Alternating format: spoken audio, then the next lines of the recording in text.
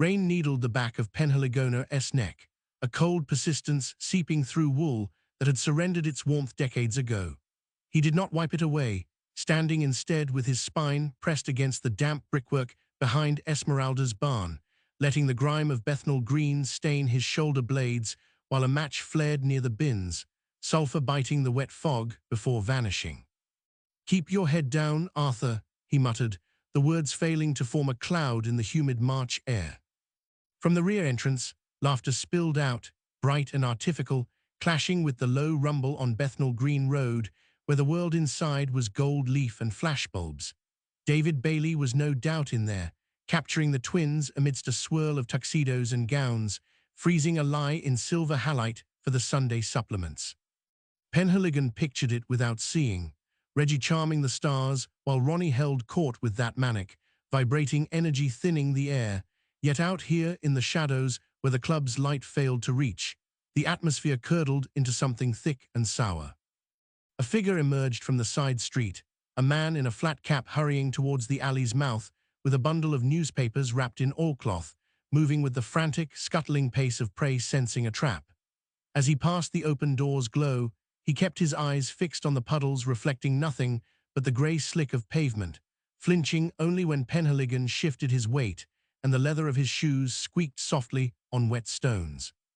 The grip on the newspapers tightened, a microscopic jerk of the head preceding an acceleration that nearly became a run as the man cleared the zone of influence, vanishing into the mist without a sound save for the echo of his haste.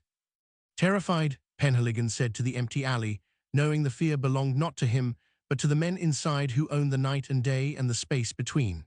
The Met might as well have been invisible ghosts for all the protection offered, leaving the word firm to sit heavy in his gut like a stone-swallowed whole that refused to digest.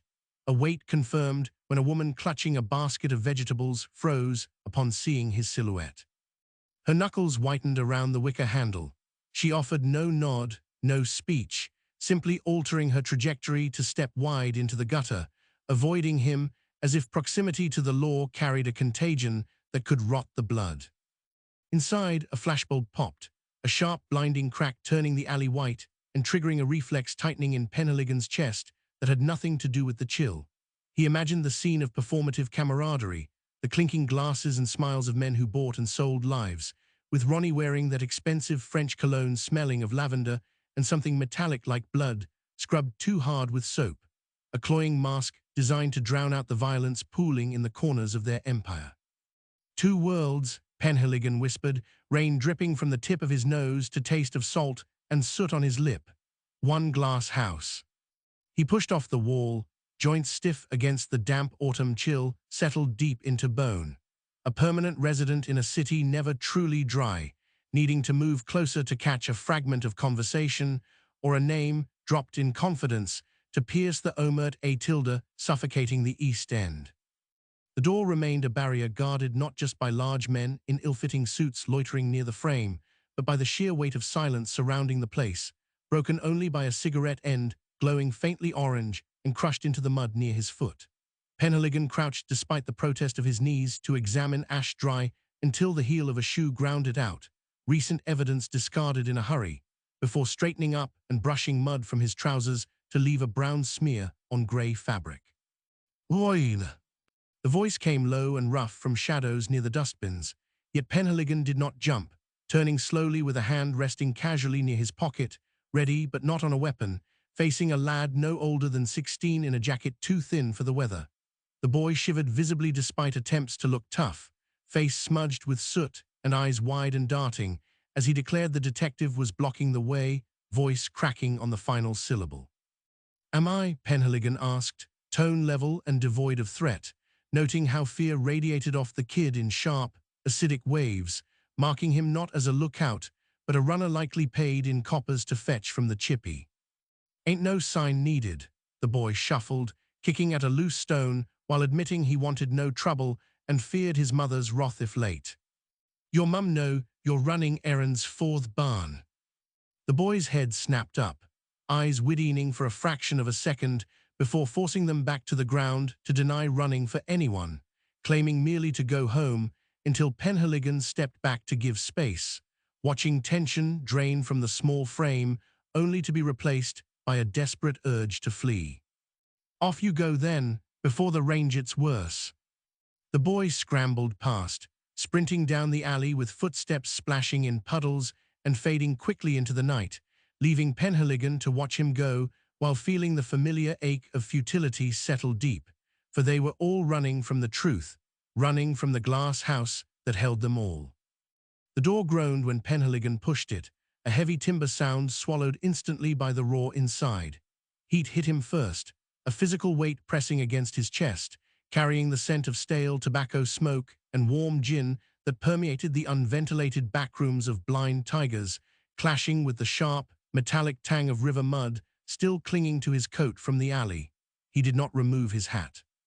Keeping the brim low shadowed his eyes, allowing him to drift along the perimeter where the plaster was cracked and peeling, watches the way the light from the chandelier fragmented against the smoke hanging low over the tables. This was the engine room of the firm. Reggie stood near the bar, spine straight, one hand resting on the shoulder of a waiter who had spilled a tray. The gesture looked like affection until the waiter flinched.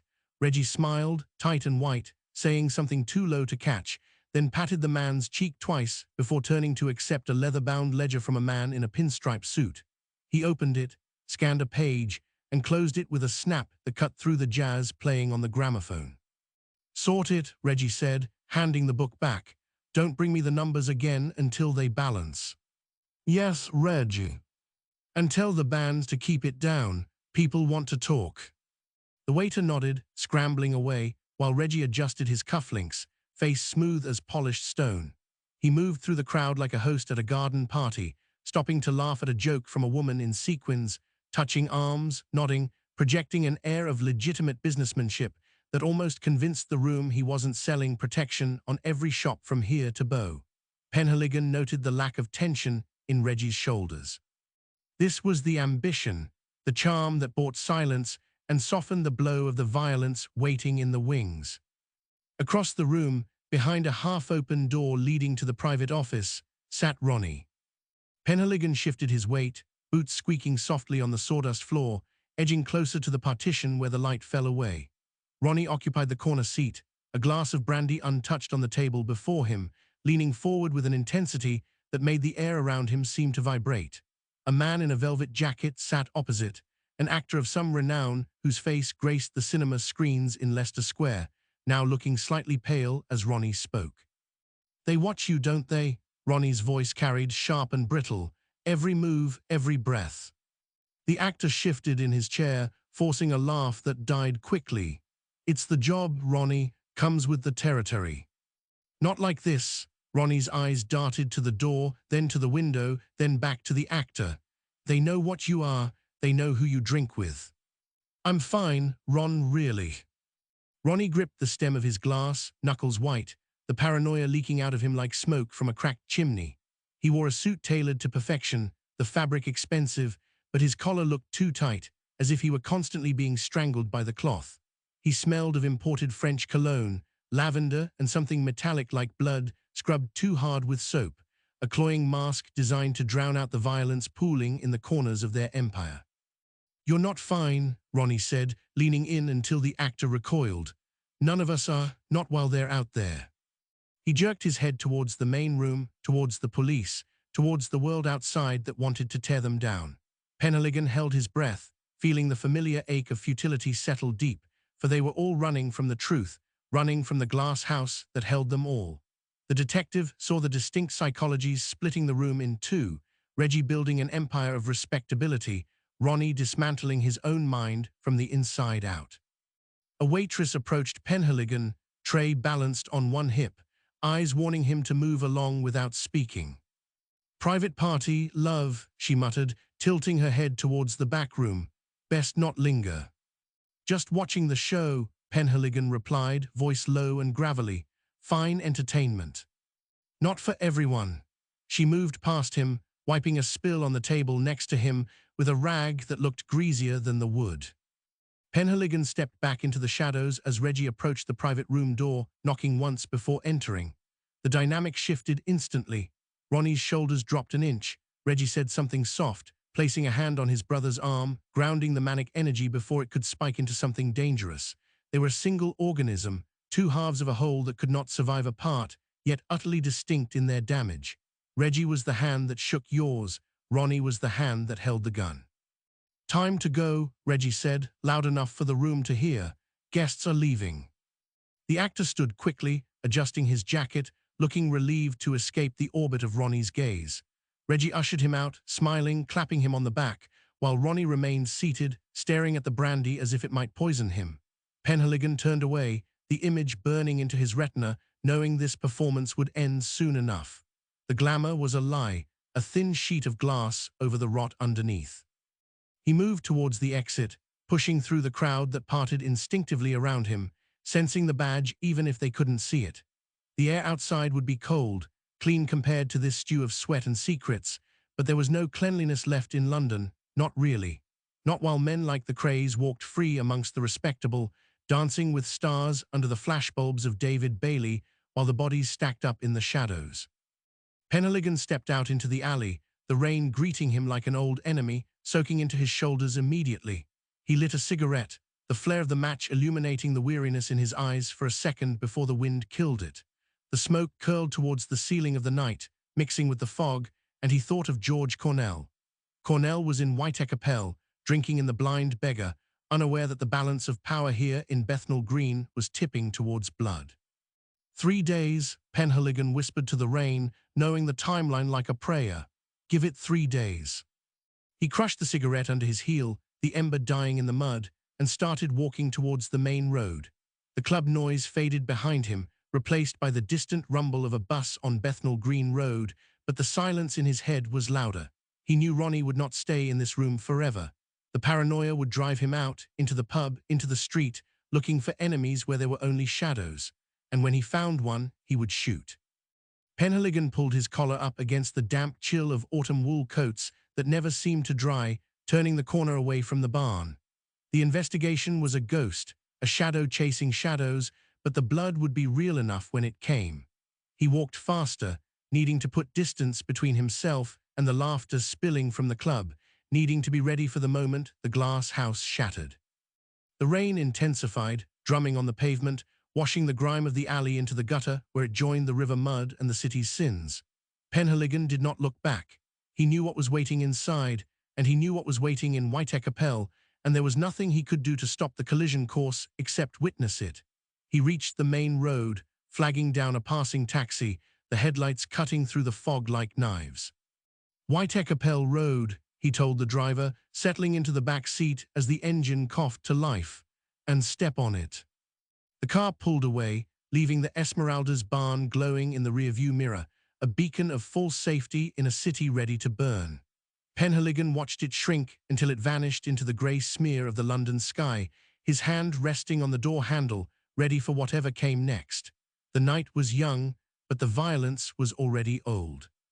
3 days later, the air inside the Blind Beggar hung thick and yellow, a solid wall of stale tobacco smoke that clung to the back of the throat and tasted of burnt hair and cheap stout. Penhaligon pushed through the swing doors, the wood warped from decades of damp and careless elbows, and the noise died instantly. Not a gradual hush, but a surgical cut. 40 pairs of eyes snapped to the floor, to the sawdust, to the rim of a glass, anywhere but the center of the room where a man lay sprawled across a table. "Clear off," Penhaligon said, his voice flat and lacking the energy for a shout. "Back to the bar, leave the body." Nobody moved. The landlord, a small man with a face like a crumpled receipt, stood behind the counter, polishing a glass with a rag that had seen better years, his hand trembling just enough to make the liquid inside shiver. "I said move." A shuffle of feet. A chair scraped against the floorboards, a harsh, grating sound that made Penhaligon flinch. They retreated in a clump, shoulders hunched, pressing themselves against the peeling wallpaper as if trying to merge with the plaster. George Cornell lay face down on the table, one arm dangling towards the floor, fingers brushing the sawdust. He wore a grey suit, expensive cloth, now ruined by a spreading dark stain that started at the right temple and soaked into the collar. The bullet had entered clean, a single hole, no exit wound visible from this angle, and the blood had pooled slowly, thick and black, before seeping onto the varnished wood. Penhaligon stepped closer, the smell hitting him not just smoke and beer, but something sharper, organic and final. The scent of a butcher's shop left open in the sun. He did not touch the body. There was no point. Cornell was gone, the light behind his eyes extinguished with the efficiency of a switch flipped in a dark room. "Who saw it?" Penhaligon asked, turning to the cluster of men by the bar. Silence, heavy, suffocating, the kind of quiet that presses against the eardrums. "I asked who saw it." "Didn't see nothing, Gov," someone muttered from the back, a voice without a face, "just heard a bang." "A bang," Penhaligon repeated, the words tasting like ash. "And you all just ducked, is that it? Like rabbits in a warren." He walked around the table, his shoes sticking slightly to the floor where spilled beer had mixed with the blood, and the trajectory was clear. Cornell had been sitting here, facing the door, when the shooter walked in to stand right there, close enough to smell the gin on Cornell's breath before he fired. It was point blank. There was no hesitation, no struggle, just a single, deliberate act of erasure. The cartridge case lay on the floor near Cornell's foot, brass gleaming dully in the dim light. A .32 automatic casing, ejected cleanly, rolling to a stop against the leg of the chair. Evidence. Useless, glittering evidence. "Anyone leave?" Penhaligon demanded, eyes scanning the faces that refused to meet his. "Did anyone see who walked out?" The landlord cleared his throat, a dry, rattling sound that seemed to scrape against the quiet. "Busy night, detective," he said, noting the lots of comings and goings, though he admitted it was hard to say. "Bollocks," Penhaligon said, soft but sharp, "because you know exactly who walked out. You serve them every week. You pour their pints and take their protection money." A flinch from the landlord, a tightening of the jaw, but the mouth stayed shut. Penhaligon leaned over the table, close to Cornell's ear, as if the dead man might whisper a name. He could see the texture of the wood grain beneath the blood, the scratch marks from previous glasses, the history of this pub written in the scars on the surface. Cornell had been a hard man, a rival, a threat to the firm, and now he was furniture. "Ronnie," Penhaligon whispered, the name barely audible over the hum of the refrigerator behind the bar. Sentence 1, he straightened up, wiping his hands on his trousers though they were clean. "Revision, keep mostly same, maybe. Get the divisional surgeon," he told the landlord, voice dead. "And don't let anyone touch that table, not a rag, not a finger."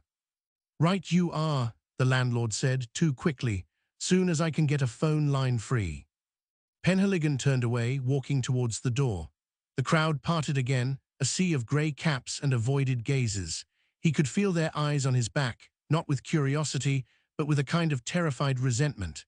They blamed him for being here, for making it real, for forcing them to acknowledge the blood on the table while they tried to pretend life was normal. He stepped out onto Whitecapel Road. The rain had stopped, leaving the pavement slick and shining under the orange glow of the street lamps. A bus rumbled past, splashing muddy water onto the curb, the noise roaring in the sudden absence of the pub's silence. Penhaligon lit a cigarette, the flame of the match shaking slightly in his hand. He inhaled deeply, letting the smoke fill his lungs, trying to scrub the smell of the blind beggar from his nose. It didn't work. The scent of death clung to his clothes, to his hair, to the inside of his mouth. He looked down the street, towards the darkness where the city stretched out, endless and indifferent. Ronnie Cray had walked in, killed a man in front of 40 people, and walked out. And tomorrow, he would be at the Esmeralda's barn, smiling for the cameras, shaking hands with actors and singers, wearing a suit that cost more than Penhaligon made in a year. The justice system was a machine designed to grind slowly, to weigh evidence, to follow procedure. But the firm operated on a different clock, one that ticked in heartbeats and bullet casings. By the time the wheels of the law began to turn, the trail would be cold, the witnesses gone, the memory faded. Penhaligon crushed the cigarette under his heel, watching the ember die in the wet gutter. He thought of the report he would have to write, the forms to fill, the superiors who would read it with weary eyes, knowing there was nothing to be done. They would nod, file it away, and wait for the next body. But as he turned to walk back to the station, a thought struck him, cold and clear as the brass casing on the floor. Ronnie hadn't run, he hadn't hidden. He had walked out the front door, head high, believing that the world he lived in was one where rules did not apply. A man who thought he was a king in a kingdom of glass. And kings, Penhaligon knew, rarely looked down until the ground rushed up to meet them. He started walking, the rhythm of his footsteps echoing on the empty pavement, a solitary sound in a city holding its breath. The game had changed. The mask was off. And now, everyone knew exactly who was holding the gun. The damp worked through the wool, a slow, insistent creep that started at the cuffs and climbed the forearms until the coat felt less like clothing and more than a second skin of ice. Penhaligon stood on the step of number 42, Bethnal Green Road, and knocked. 3 sharp raps against the peeling white paint, loud enough to wake the dead, but barely enough to stir the living behind the glass. Nothing. He waited, shifting his weight from one foot to the other, the pavement slick with a grease that had nothing to do with rain and everything to do with the coal smoke hanging low over the rooftops. A curtain twitched upstairs, a fleeting shadow against the netting, then froze. They were watching. They always watched. He could feel the pressure of their gazes, heavy and hostile, pressing against the back of his neck like a physical shove. "Open up," he said, voice low, aimed at the wood rather than the people hiding behind it. "It's the police. Just want a word about last Tuesday." Silence answered him, thick and suffocating. Not the quiet of an empty house, but the held breath of a room full of people praying he would go away if they stayed still enough. He knocked again, harder this time, the sound cracking like a dry bone snapping in the quiet street. "Mrs. Gable, I know you're in there. Saw your light on 10 minutes ago." A shuffle inside. The scrape of a chair leg dragged reluctantly across floorboards, then stopped. Footsteps approached the door, light and cautious, stopping just on the other side of the thin timber barrier. Penhaligon leaned in, close enough to smell the stale tobacco smoke seeping through the keyhole, mixed with the faint, sour tang of boiled cabbage that clung to these houses no matter how often the windows were scrubbed. "Go away, Arthur," a woman's voice called out, muffled and tight. "There's nothing for you here, nothing at all. Just a question, love, about the van, the grey comma, who was driving it when it pulled up outside the Queen's Head." "You know I don't see nothing," she said, the words tumbling out fast, desperate to end the conversation before it began. "I keep my head down, that's how we stay safe. You of all people should understand that." Penhaligon rested his forehead against the doorframe, the wood cold against his skin. He understood too well. Safety was a currency here, bought with silence and paid for in fear. To speak to him was to invite trouble, to mark oneself as a traitor to the firm, and the penalty for treason in the East End wasn't imprisonment. It was a bullet in a dark alley or a disappearance that left no trace but a rumor. "If someone gets hurt because you didn't speak," he said, keeping his voice level, "that blood is on your hands, not mine. You think they'll stop at one? You think Ronnie cares about your curtains being drawn?" A sharp intake of breath from the other side. Then, the sound of a lock turning, not to open, but to double secure.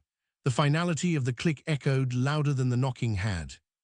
"Get off," Mrs. Gable whispered, her voice trembling now as she pleaded with Arthur to leave before they saw him there or suspected she had talked. "Please, Arthur, just go." He stepped back, hands sliding deep into his pockets to hide the way they wanted to fist up and strike something solid. The rejection strung, not because it was unexpected, but because it was so absolute. 30 doors today, 30 locked latches, 30 pairs of eyes avoiding his, 30 mouths sealed tighter than a savings bank. He had walked the length of Cambridge Heath Road and back, a ghost in a grey suit, haunting a neighbourhood that pretended he didn't exist. "All right," he said to the wood.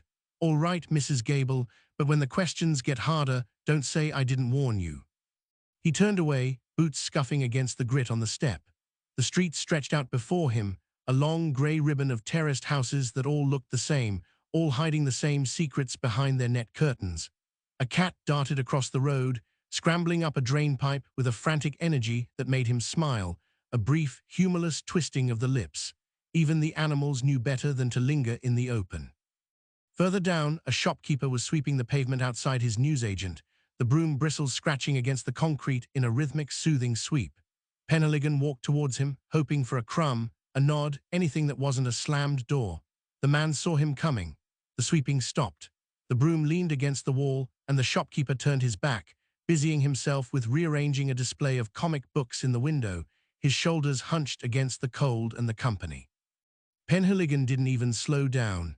He kept walking, past the shop, past the pub with its blacked-out windows, past the children playing hopscotch who fell silent and scattered as he approached. The contagion of the law, that's what he was carrying. Touch him and you burned. He reached the corner of Amherst Road and stopped, leaning against the brickwork of a warehouse that smelled of wet cardboard and rotting fruit. The air here was heavier, clinging to the throat, tasting of diesel fumes and the distant, metallic tang of the river. He pulled out his packet of Woodbines, fingers fumbling slightly with the damp paper before managing to extract a cigarette. The match flared, a brief orange bloom in the gloom, illuminating the deep lines around his mouth and the weary, washed-out blue of his eyes. He inhaled, letting the smoke burn its way down, trying to fill the hollow space in his chest where certainty used to live. It didn't help. The smoke just mixed with the fog, adding another layer of haze to a world that was already too obscure to navigate. 30 doors, he muttered to the brickwork, the words lost almost immediately in the ambient drone of a distant bus. Not a squeak. A car rolled past slowly, a black Humber with tinted windows, moving with a predatory grace that seemed out of place among the battered Vauxhalls and miners parked along the curb. Penhaligon froze, the cigarette halfway to his lips. He knew that car. Everyone in the division knew that car. It moved with the confidence of ownership, claiming the road simply because it chose to. The window rolled down an inch as it passed. No face visible, just a sliver of darkness and the faint glint of a gold ring on a hand resting on the sill. Then it was gone, turning the corner towards Victoria Park, leaving nothing but the smell of expensive leather and French cologne hanging in the exhaust fumes. Ronnie or Reggie, it didn't matter which. They were two heads of the same beast, and the beast was hunting. Penhaligon dropped the cigarette, crushing it under his heel with a twist that ground the tobacco into the wet pavement. The gesture was violent, final, a small release of the frustration coiling in his gut. They drove in the open, windows down, daring the law to stop them, knowing full well that no one would raise a hand. The power dynamic had shifted so far it was almost vertical. He was the one hiding in the shadows now, while they walked in the light, protected by a wall of silence so thick it might as well have been made of steel. He pushed off the wall, straightening his coat, and began the long walk back to the station. The dossier in his inner pocket felt heavy, weighing him down with every step. Receipts, notes, dates and times scribbled in shorthand, evidence of a criminal empire running the East End like a private fiefdom, and none of it worth the paper it was written on without a voice to speak it aloud. The sky darkened further, the clouds dropping lower until they scraped the chimney pots. Rain began to fall again, not a storm, just a fine, persistent mist that settled on everything, blurring the edges of the world. Penhaligon pulled his collar up, hunching his shoulders against the chill. He thought of Nipper Reed, waiting in the office with that impatient, driven energy that never seemed to fade, expecting results that the streets refused to give. How do you catch a ghost when the whole town is helping it hide? He turned the corner onto the main road, the lights of the squad car visible in the distance, a solitary beacon in the gathering gloom. The phone would be ringing. It always was. Maybe this time it would be different. Maybe someone had finally seen enough, feared enough, to break the silence. But as he walked, the rhythm of his own footsteps seemed to mock him, a steady, dull drumbeat counting down the hours until the next body dropped. The city swallowed the sound, indifferent and vast, keeping its secrets close to its chest. The station door clapped shut behind him, cutting off the mist, but trapping the damp wool smell of his coat inside the hallway. Fluorescent tubes buzzed overhead, a sickly green light that made the peeling paint on the walls look like bruised skin. Penhaligon shook the water from his sleeves, droplets hitting the linoleum with soft, insignificant taps. He didn't bother with the pegs. The dossier burned against his ribs, a heavy rectangle of failure wrapped in brown paper. Reed's office door stood open. It always did.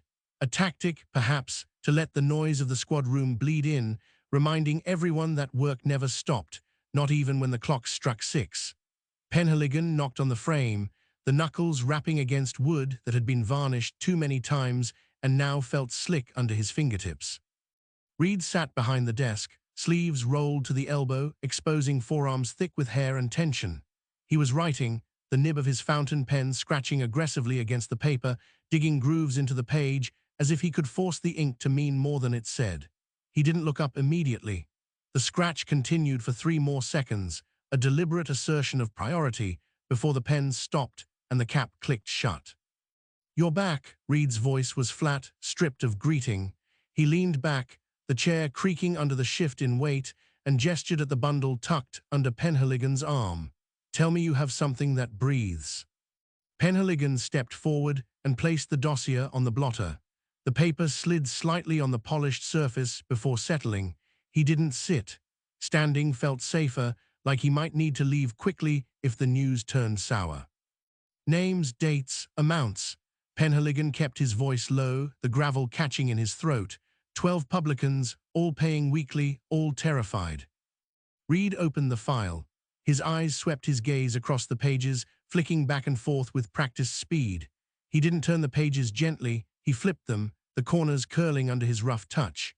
The smell of the office rose up to meet Penhaligon: dust, old ink, and the sharp, acidic tang of cheap coffee left too long in a pot. It was a sterile smell, devoid of life, matching the contents of the folder. "Paper," Reed said. He tapped a finger against a typed statement. "Ink, signatures that looked like they were written by a man holding a gun to his head. They're receipts, Len, proof of extraction." "Proof of what?" Reed looked up, his eyes dark and unblinking. "In a court of law, Arthur, this is nothing. A defense barrister will tear it apart before breakfast. He'll say you coerced them. He'll say we planted it. He'll say the signatures are forgeries made by a tired sergeant trying to justify his overtime." Penhaligon tightened his jaw. The muscles there jumped, a small spasm of irritation he couldn't suppress.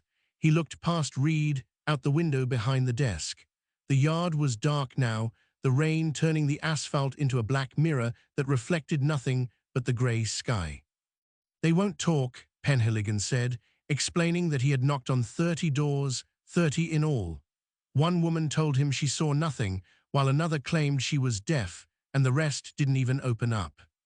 "Because they know what happens to singers." Reed closed the file with a snap that echoed in the small room. He stood up, walking around the desk to lean against the front edge, crossing his arms. His posture was aggressive, closing the distance between them. "The firm doesn't need to kill everyone. They only need to kill one, and everyone remembers George Cornell. They remember the hole in the wall where the bullet went through. Cornell was 6 months ago, and the wall is still patched." Reed's voice dropped, losing its edge and gaining a weary weight that matched the exhaustion in Penhaligon's bones. "We are chasing ghosts, Arthur, and the ghosts are wearing suits and shaking hands with MPs while we stand outside in the rain counting cigarette ends." Penhaligon looked at his hands. They were red at the knuckles, the skin cracked from the cold. He wanted to wash them. He wanted to scrub the feeling of the street off his skin, the sense of being watched, the contagion of the law that made people turn their backs. But the dirt was under the nails now. It was part of him. "So we do nothing?" Penhaligon asked. The question hung in the air, heavy and dangerous. "We wait." Reed pushed off the desk and walked back to his chair, sinking into it with a sigh that rattled in his chest. "We watch. We build the pressure until something cracks. But I won't send you to the Old Bailey with a folder of receipts and a prayer. I need a voice. I need someone willing to stand in the box and swear on a Bible that Reggie Cray took their money." "There isn't one." "There will be." Reed picked up the pen again, twirling it between his fingers as he noted that greed makes them bold while paranoia makes them sloppy. "Ronnie is unstable. You know the reports, how he sees enemies in the shadows and talks too much when he thinks he's among friends. That's where we get them. Not from the publicans, but from the inside." Penhaligon nodded slowly. It was the same strategy they had been using for years. Wait for the mistake, wait for the slip. It felt like building a house on a foundation of sand, hoping the tide wouldn't come in before the roof was on. "Where are they tonight?" Penhaligon asked. Reed stopped twirling the pen. He looked at the clock on the wall, the second hand ticking with a loud, mechanical pulse that seemed to count down the remaining patients in the room. "Reggie is at the Albert Hall, boxing."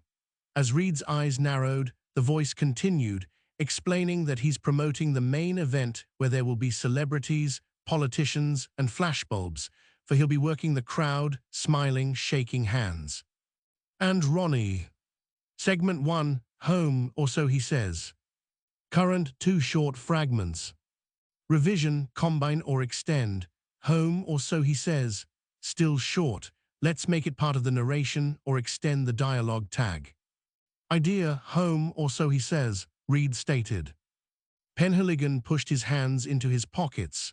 The lining was torn on the right side, a jagged piece of fabric that caught against his thumb. He left it there. The discomfort grounded him. "I'll take the Ford," Penhaligon said. "Take the Jaguar if you like, just don't let him see you." Reed opened the file again, though he didn't look at it. He was staring at the wall behind Penhaligon, looking at something far away. "And Arthur." "Yes." "Keep your head down. If he spots you, he'll know we're desperate, and desperation smells worse than the rain." Penhaligon turned away. The door frame felt cold under his palm as he steadied himself for a moment. Grav micro degrees a ring outside was quieter now. The typing stopped, the phones silent. The building held its breath, waiting for the next move in a game where the rules changed every day. He walked down the corridor, his footsteps echoing on the linoleum. The dossier was gone, left on the desk where it would sit until morning, a monument to evidence that couldn't speak. He pushed open the station door and stepped back into the night.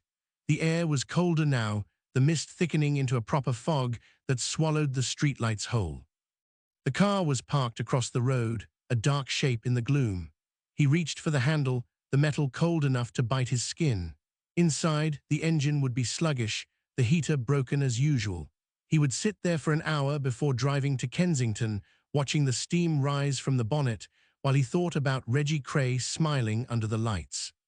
A phone rang inside the station, shrill and urgent, cutting through the damp air. Penhaligon paused with one foot in the car. He waited to see if someone would answer it. The ringing stopped after 4 cycles, replaced by the muffled sound of a voice shouting through the thin walls. He didn't turn back. He slid into the driver's seat and closed the door, shutting out the sound. The silence inside the car was absolute, pressing against his eardrums. He turned the key, the engine coughing before catching, and pulled away from the curb. The tires crunched over wet gravel, heading west towards the lights of the city center, where the real show was about to begin. The Ford's heater coughed wetly, a dying rattle that did nothing to thaw the damp creeping up Penhaligon's trouser legs from the floor mats. He kept the wipers on a slow, hypnotic sweep, clearing just enough of the condensation to see the red taillights of the traffic ahead, a river of brake lights bleeding into the fog as they approached Kensington. Inside the car, the air tasted of old upholstery, and the sharp, sour tang of his own breath held too long in the chest.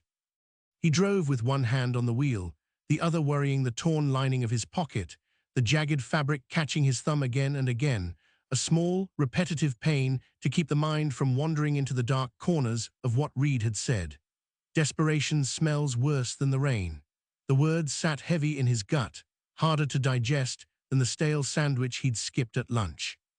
Royal Albert Hall rose out of the mist like a great red brick fortress, its dome obscured by the glare of arc lamps and the flash of cameras that popped in rhythmic bursts, illuminating the wet pavement in stark white strobes.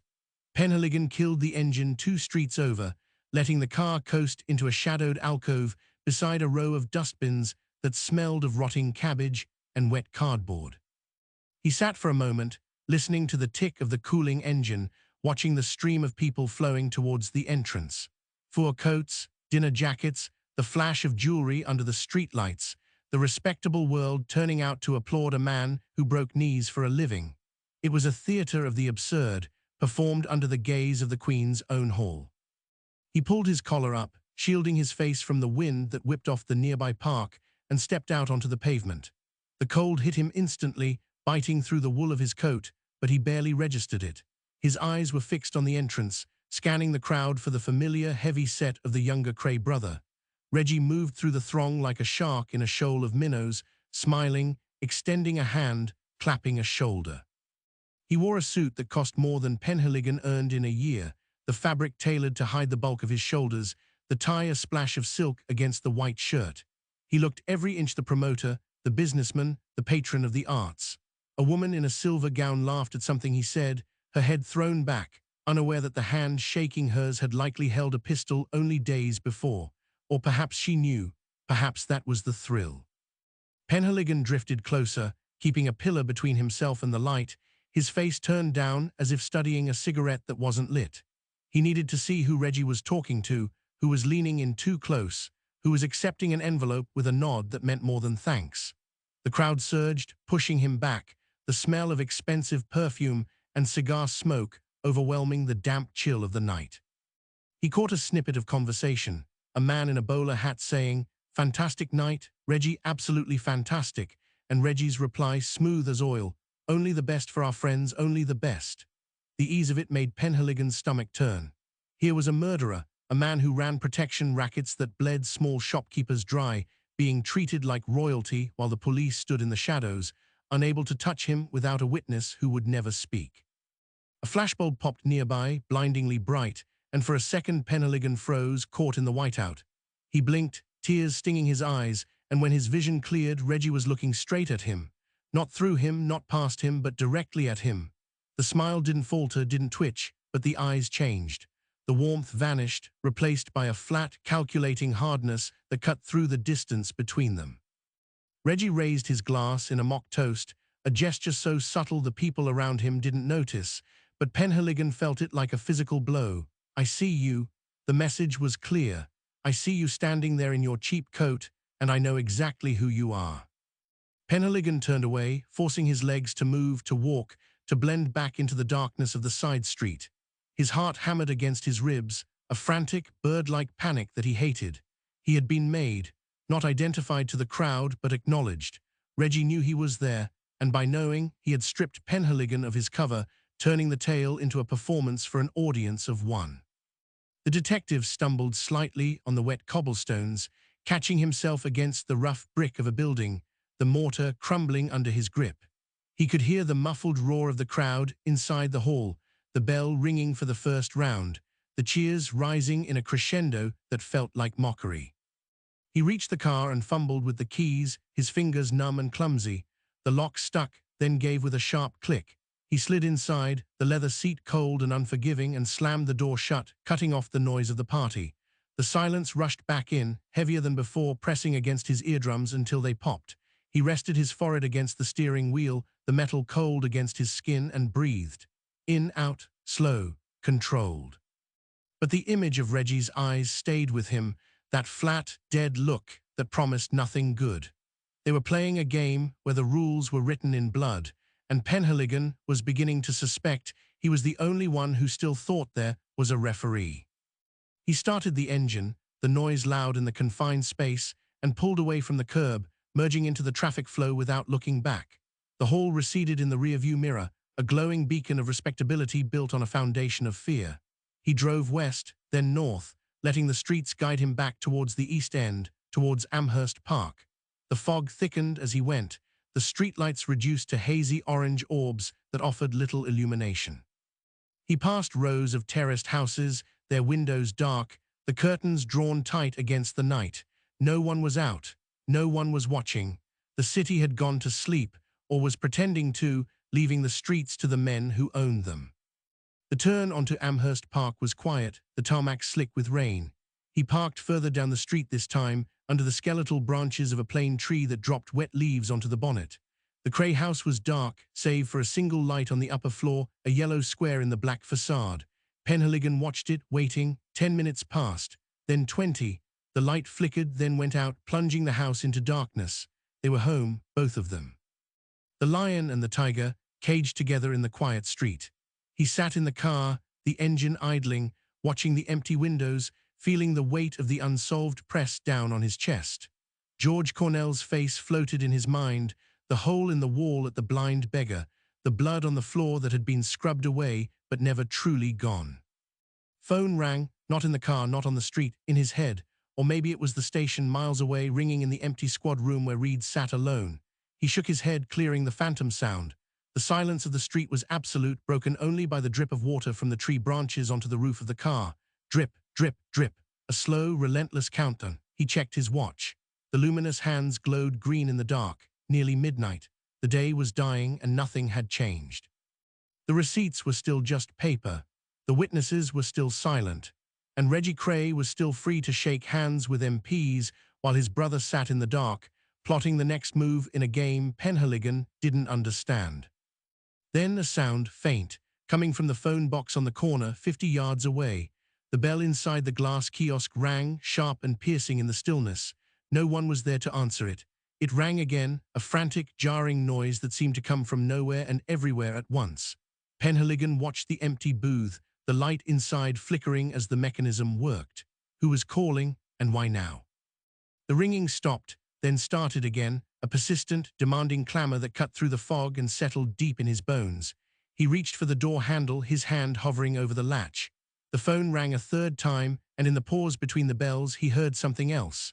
A voice, low, muffled, coming from the booth, though it was empty, or maybe it was just the wind, but the words were clear enough to make his blood run cold. "The hat is talking." Penhaligon froze, the door handle cold under his palm. The voice hadn't come from the booth. It had come from inside his own head, or maybe from the shadows beside the car, a whisper carried on the damp air. The hat, Jack McVitie, the loose end, the man who drank too much and talked too loud. If McVitie was talking, the silence was breaking. The fragile piece of the East End was about to shatter, and the pieces would fly fast and hard. He opened the car door and stepped out into the rain, the phone in the kiosk ringing again, a shrill alarm for a war that was just beginning. The bell above the door of the Blind Tiger didn't ring so much as wheeze, a rusted complaint against the hinge that sounded like a dying man's rattle. Penhaligon stepped inside and the air hit him first. Not just smoke, though the room was thick enough to chew, a grey wool blanket of stale tobacco and damp overcoat that clung to the back of the throat. It was the smell of fear, sour and sharp, cutting through the gin fumes like a knife through lard. He kept his head down, shoulders hunched in the permanent stoop that had become his uniform, eyes scanning the gloom without appearing to look at anything in particular. To stare was to invite trouble. To be seen staring was to invite a knife between the ribs in a dark alley off Bethnal Green Road. He moved towards the back, past tables scarred by cigarette burns and spilled beer, past men who stopped talking as he passed, and then resumed in hushed, hurried tones the moment his back was turned. They were ghosts already, these men, haunting their own lives while the firm decided how long they had left to breathe. In the corner booth, shrouded by a curtain of heavy velvet that smelled of mothballs and old urine, sat Jack McVitie. The hat, the nickname suited him, a man who tipped his cap to everyone but owed respect to no one, or so he told anyone foolish enough to listen. Tonight, McVitie wasn't wearing a hat. His hair, greasy and thinning, stuck to his scalp in wet spikes, and his face was flushed a dangerous, mottled red that spoke of too much cheap wine and not enough sense. He was waving a hand, a glass sloshing amber liquid onto the table, his voice rising above the murmur of the room with the reckless abandon of a man who believes himself untouchable. "I told I.M., McVitie slurred, leaning forward, his eyes glassy and unfocused. "I looked Reggie right in the eye, see, right in the bloody eye, and I said, 'Reggie, you can take your protection money and shove it up your ass.' That's what I said, word for word." The men around him shifted. One, a wiry fellow with a broken nose named Danny, glanced towards the door, then back at McVitie, his face pale. "Keep it down, Jack," Danny muttered, his voice barely a whisper. "You want the whole street to hear." "Let 'em hear," McVitie shouted, slamming his glass down. The liquid jumped, splashing onto the sleeve of his jacket. "I'm not afraid of them, not anymore. They think they own the East End. They think they can just walk in and take what they want. I'm done. Finished. No more envelopes. No more shaking hands with killers." Penhaligon stopped 3 tables away, pretending to light a cigarette, the match flaring bright in the dimness before he crushed it out unlit. He didn't need to hear more. The words were already etched into his memory, another entry in the long, grim ledger of men who had mistaken the Cray's patience for weakness. Ronnie Cray might be the one with the gun, the one whose mind fractured under the weight of his own paranoia, but Reggie was the businessman, the one who balanced the books with blood when cash wouldn't do. And McVitie had just defaulted on his debt. "You're mad," Danny hissed, grabbing McVitie's arm.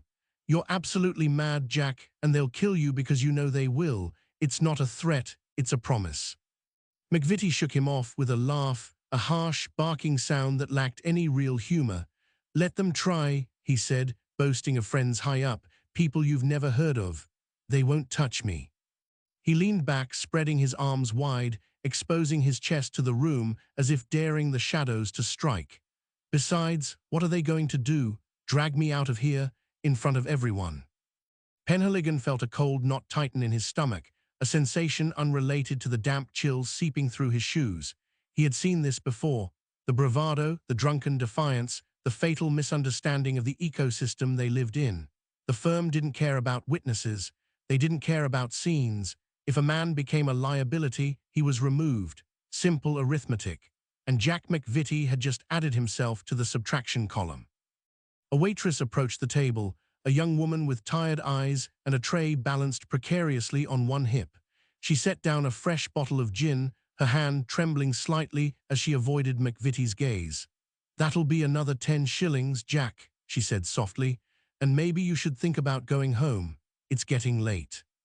"Home?" McVitie scoffed, pouring himself another generous measure.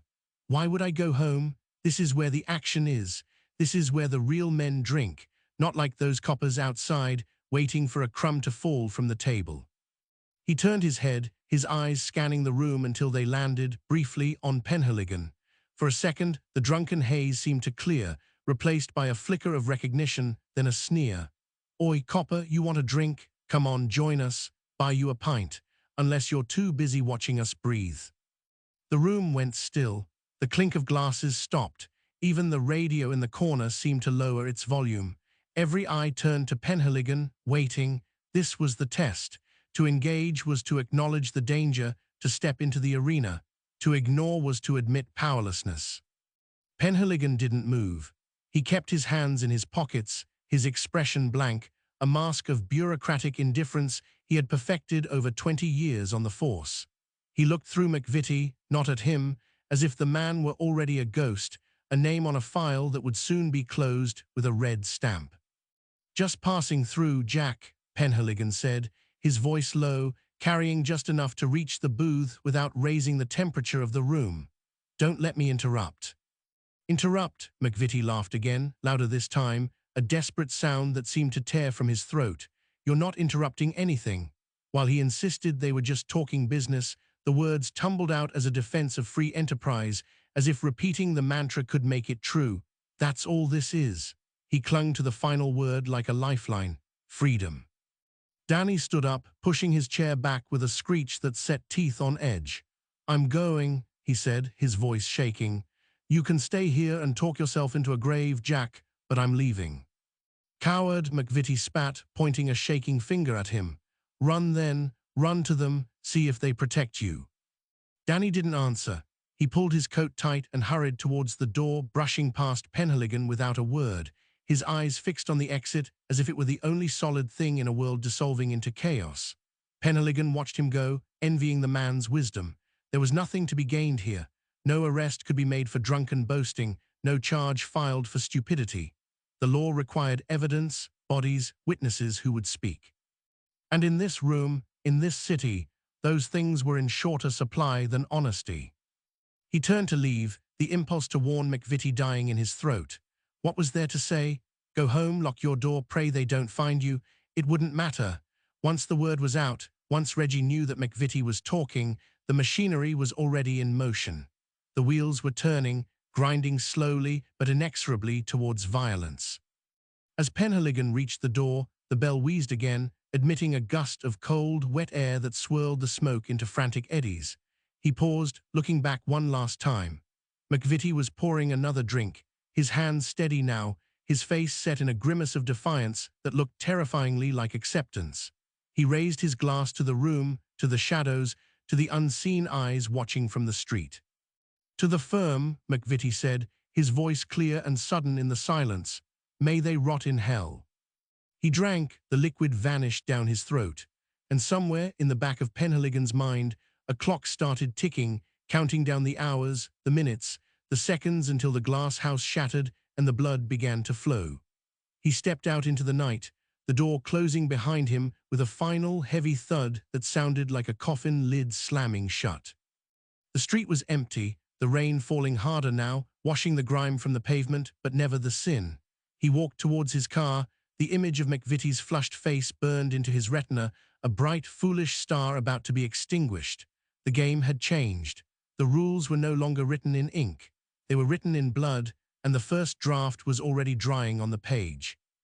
The engine ticked as it cooled, metal contracting with sharp clicks that echoed too loudly in the cramped cabin.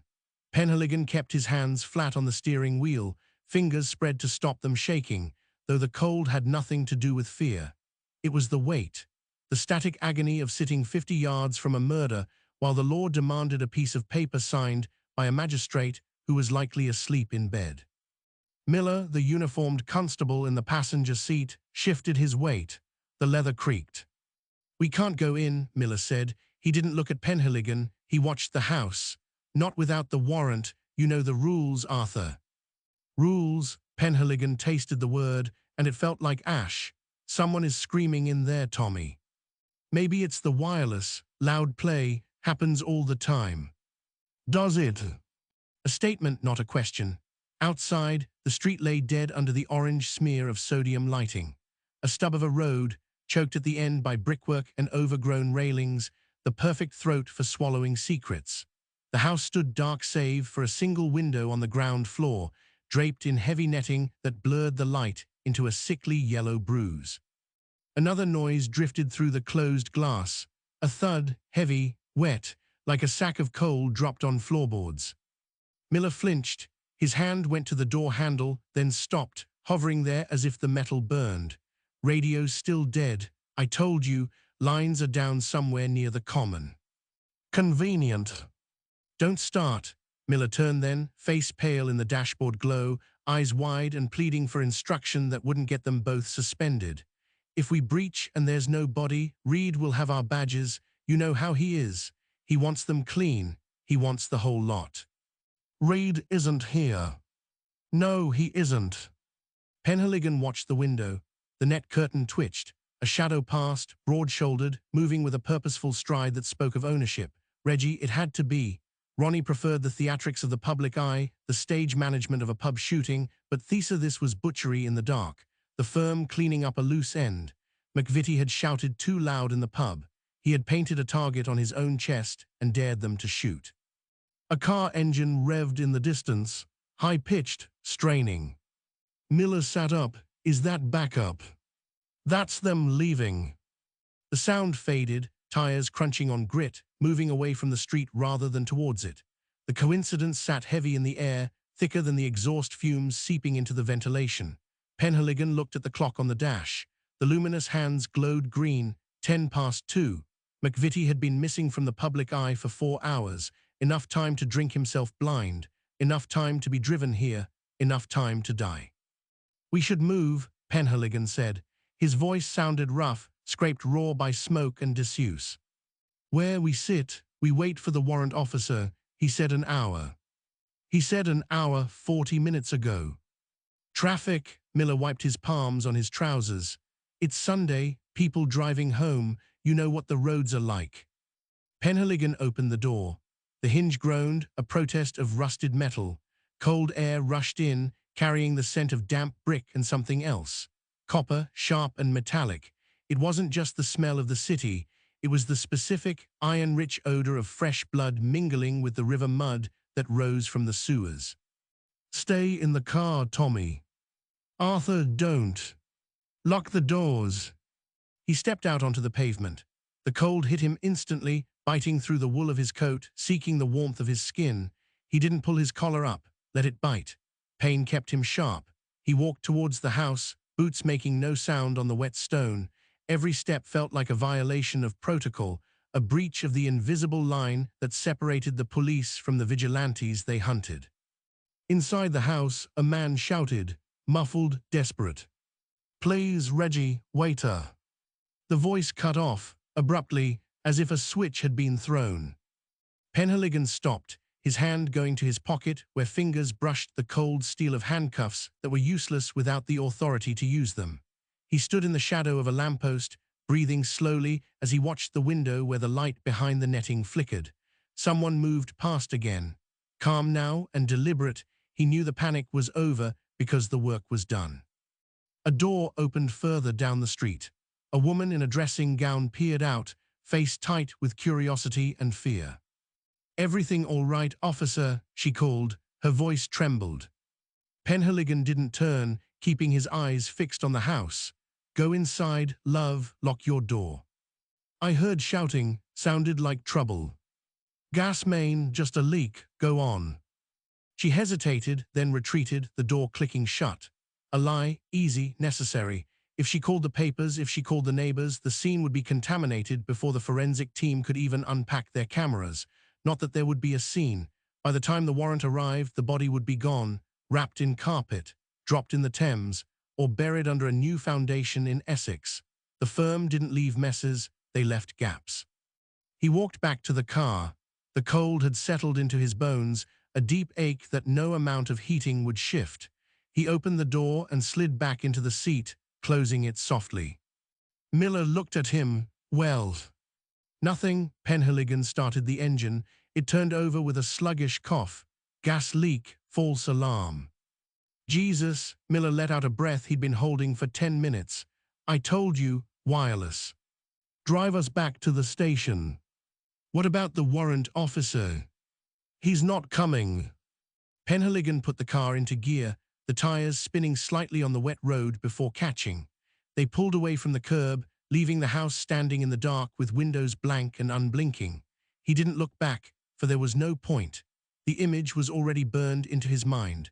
The shadow behind the curtain, the sudden silence, the way the night had swallowed a man whole without leaving a trace. He lit a cigarette. The match flared, brief and bright, illuminating the lines on his face, the grey at his temples.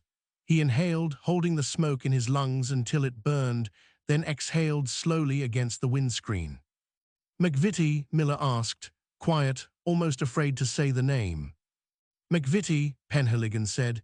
He watched the smoke curl and vanish into the ventilation slit. "He won't be turning up for roll call tomorrow." "What do we tell Reed?" "The truth." Penhaligon flicked the ash onto the floor mat. "We tell him we were there, we tell him we heard it, and we tell him we did nothing because the law told us to wait." "That won't help." "No." The car moved through the empty streets, passing rows of terraced houses that slept unaware. Penhaligon gripped the wheel. His knuckles were white. The anger was there, cold and hard, sitting in his chest like a stone, but it wasn't for the craze. They were sharks. They did what sharks did. The anger was for the car, for the warrant, for the rules that tied his hands while the city bled out in the dark. Dawn was coming. He could see the sky lightening above the rooftops, a bruised purple turning to grey. Soon the milkmen would arrive. The buses would start their rumble. The city would wake up and pretend everything was normal. "Turn left here," Penhaligon said, "past the common." "Thought we were going back to the yard." "We are. I want to see the street in the light." Miller didn't argue. He turned the wheel. The car swung round the corner, tires humming on the tarmac. Penhaligon watched the houses slide by. One of them held a ghost now. One of them held a secret that would rot from the inside out until someone found the bones. But not today. Today, the glass house stood intact. He crushed the cigarette out in the ashtray. The ember died. "Keep driving," he said. "Don't stop until I tell you." The engine droned on. The city waited. And somewhere in a basement in Stoke Newington, the cleaning began. The smell hit him before he saw the man. Sharp, chemical, a stinging assault on the nasal passages that cut through the damp, earthy rot of the common's morning mist. It wasn't the usual scent of wet dog and coal dust that clung to Bethnal Green at this hour. This was artificial, aggressive, bleach, the kind sold in heavy glass bottles by the chemist on the corner. usually reserved for scrubbing out typhus wards or cleaning up after a butcher's spill, not for a residential front step on a Tuesday morning. Penhaligon stepped out of the Ford Zephyr, his boots landing heavy on the pavement. The engine ticked as it cooled, a rhythmic contraction of metal that seemed too loud in the quiet street. Miller stayed behind the wheel, hands resting on the steering column, watching the detective through the smudged glass of the windscreen. He didn't follow.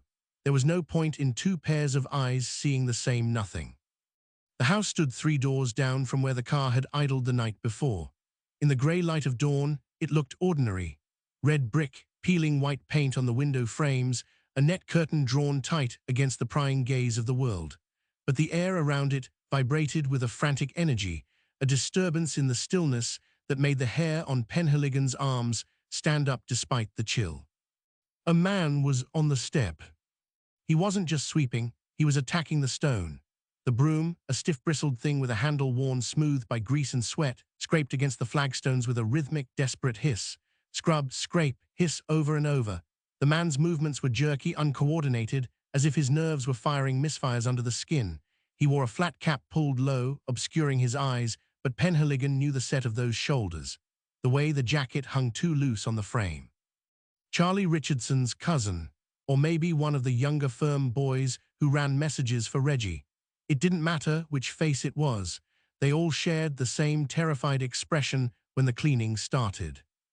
Penhaligon walked towards him. He didn't rush. He let his footsteps announce his approach, the heel of his shoe clicking sharply against the wet tarmac. "Morning," Penhaligon said. His voice was low, gravelly, carrying just enough weight to stop the broom mid-stroke. The man froze. The bristles hovered an inch above a dark stain on the stone. Not blood, not anymore. The bleach had eaten the color, leaving a pale, raw patch that looked like a wound scabbed over with chemicals. But the smell lingered, cloying and sweet beneath the ammonia sting. "Officer," the man didn't turn fully. He kept his body angled towards the door, a shield between Penhaligon and the interior. "Early start, eh?" Earlier than some. Penhaligon stopped at the bottom of the steps. He looked at the bucket beside the man's foot.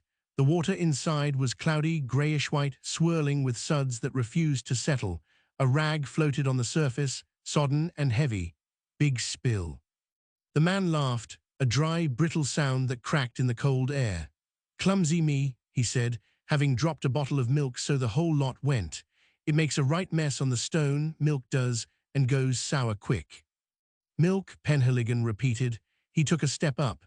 The man flinched, a tiny, involuntary recoil that betrayed the calm facade. "Smells more like you're trying to scrub the pavement clean of sin, son." "Just cleaning, Sergeant, that's all." As the man's grip on the broom handle tightened, his knuckles turned white, the skin stretched taut over the bone. "Mrs. Gable next door, she likes her step tidy, don't want to upset the neighbors." "Mrs. Gable's been dead 3 years." The silence that followed wasn't empty. It was heavy, loaded with the weight of the lie hanging between them. The man's eyes darted left, then right, checking the windows of the terraced row, looking for an escape route that didn't exist. He knew Penhaligon knew, and Penhaligon knew he knew. It was a dance they had performed a dozen times before, a choreography of denial and suspicion that never ended in an arrest. "Is that right?" The man's voice dropped an octave. He resumed sweeping, harder this time, driving the bristles into the grain of the stone. "Time plays tricks, memory fades, you know how it is." "I know how it is," Penhaligon said, leaning forward to rest a hand on the railing where the iron bit cold into his palm. "I also know that Jack McVitie was seen walking down this street last night, around 11. He claimed he was heading for a drink or maybe a meeting." "Didn't see him." The words tumbled out fast, tripping over one another as he insisted. "I was inside watching the telly, Z-Cars, which was a good episode, that one." "Z-Cars," Penhaligon mused. He looked past the man at the front door. It was painted a glossy black, fresh coat by the look of it, the smell of wet paint mingling with the bleach. "Funny, I heard shouting, sounded like more than the telly." "TV's loud, volume knob sticks sometimes."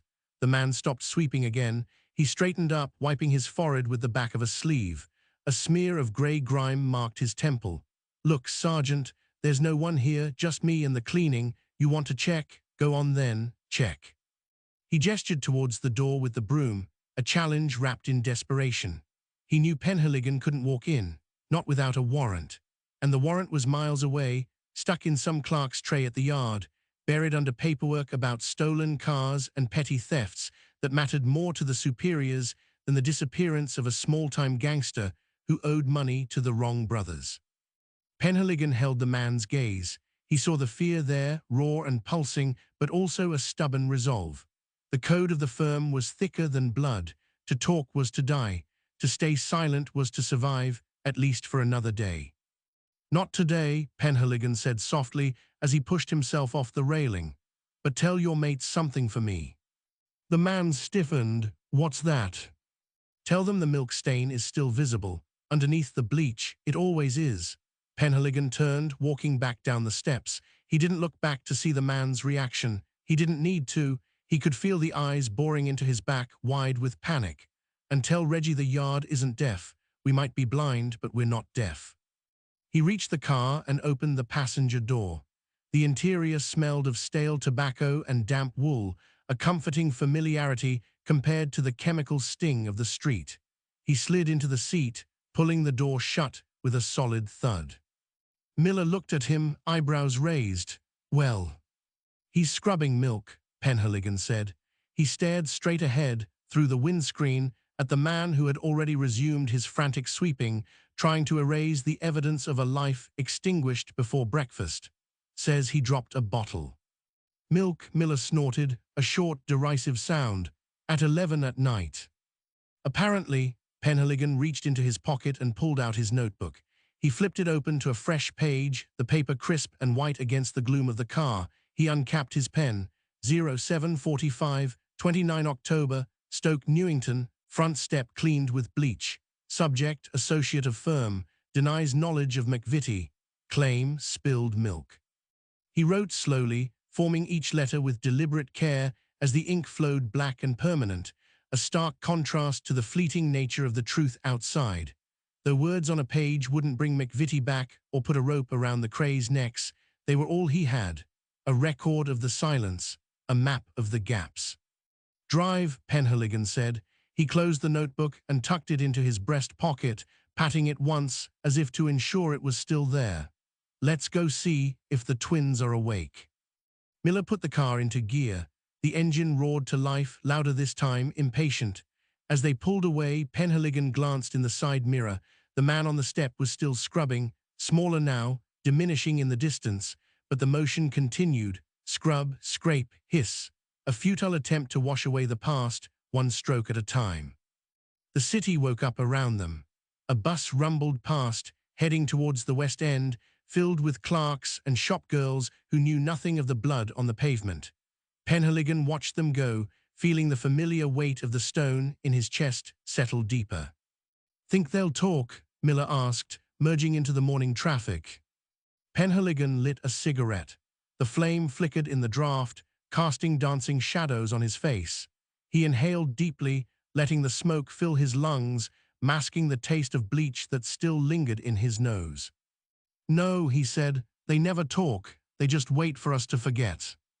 He exhaled a long, slow stream of grey smoke against the glass, watching it curl and vanish just like McVitie, just like the milk, and just like the justice they were supposed to serve.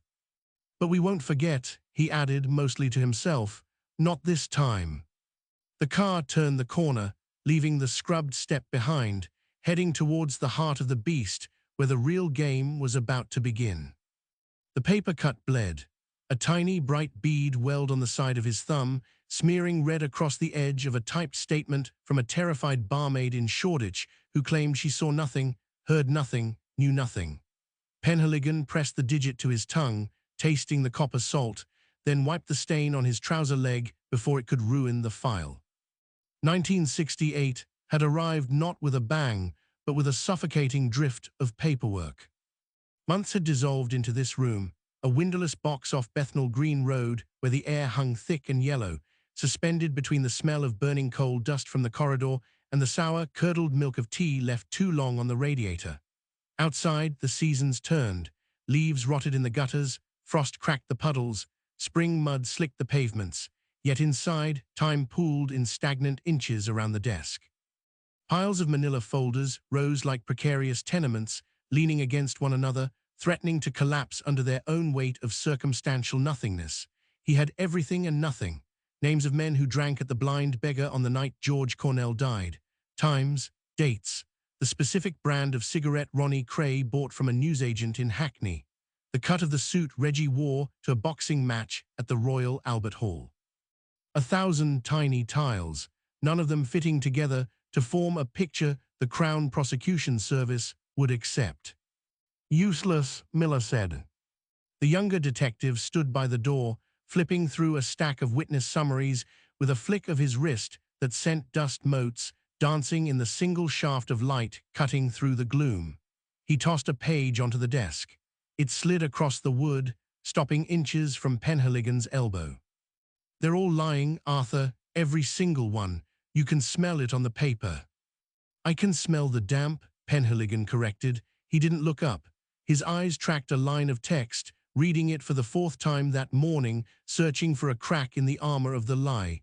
"And I can smell your impatience. Sit down."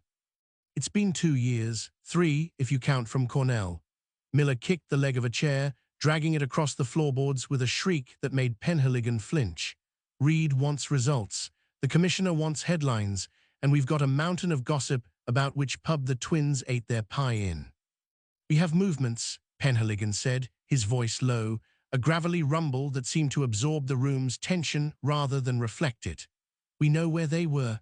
We know who they spoke to. We know they paid for the flowers at the funeral of the man they likely murdered." "That's not evidence, that's a diary." Miller slumped into the chair, the wood groaning under his shift in weight. He rubbed a hand over his face, the friction sounding like sandpaper on stubble. "The firm eats silence for breakfast. You know that? We're trying to build a case out of fog." Penhaligon capped his fountain pen. The click echoed sharply in the small space. He leaned back, the springs of his chair protesting, and looked at the wall. Pinned there was a map of the East End, red strings connecting locations like a spider's web spun by a madman. Bethnal Green to Stepney, Stepney to the West End clubs. The lines crossed and tangled, a chaotic geometry of protection rackets and fear. Somewhere in that tangle was the thread that led to Jack the Hat, McVitie, currently missing, presumed dead, though no body had washed up on the tidal mud of the Lee yet. Somewhere was the key to the locked box of Ronnie's paranoia and Reggie's ambition. "Fog clears," Penhaligon said, "eventually, if you wait long enough for the wind to change. And if it doesn't, if we sit here until we're old men, shuffling papers while they buy peerages and marry film stars." Miller's voice rose, cracking slightly at the edge. "Bailey photographed them last week, laughing and holding champagne, while we can't even get a shopkeeper to admit he saw them walk down the street." "Let them laugh."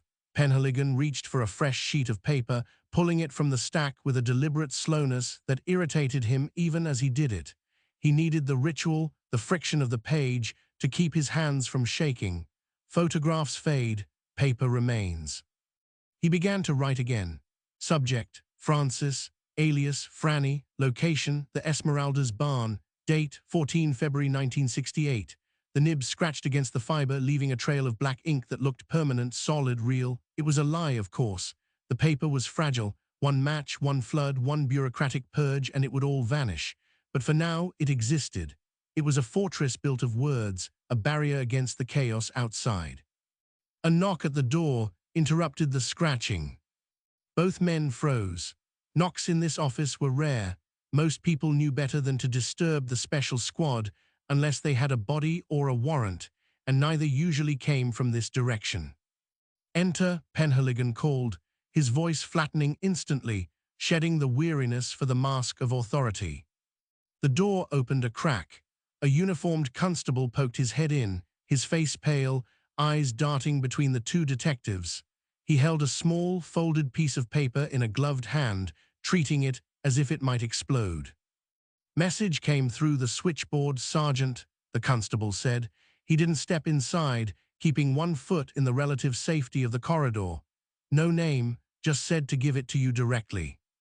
Penhaligon stood, his knees popped a dry, brittle sound. He walked around the desk, the movement stiff, and took the paper. The constable retreated immediately, pulling the door shut with a soft click that felt final.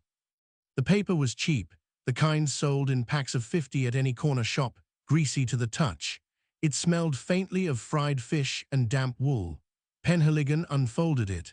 The handwriting was jagged, hurried, the letters sprawling across the lines, as if the writer feared being caught mid-stroke. "They are scared, though not of you but of him, of Ronnie, who is slipping. Talk to the boy at the arches on the railway line at Mile End tonight at midnight, and come alone." Miller was out of his chair before Penhaligon could speak, peering over his shoulder. "Who sent that?" "No name." Penhaligon smoothed the paper against the desk, his thumb hovering over the word slipping, "but the timing fits." "Fits what?" "The cracks," Penhaligon said. He looked up, meeting Miller's eyes. For the first time in months, the grey wash of fatigue in his own vision seemed to clear, replaced by a sharp, predatory focus. Ronnie's getting worse. The paranoia, the voices, Reggie's trying to hold the lid on, but the pressure is building. They're turning on each other, or their own men are turning on them.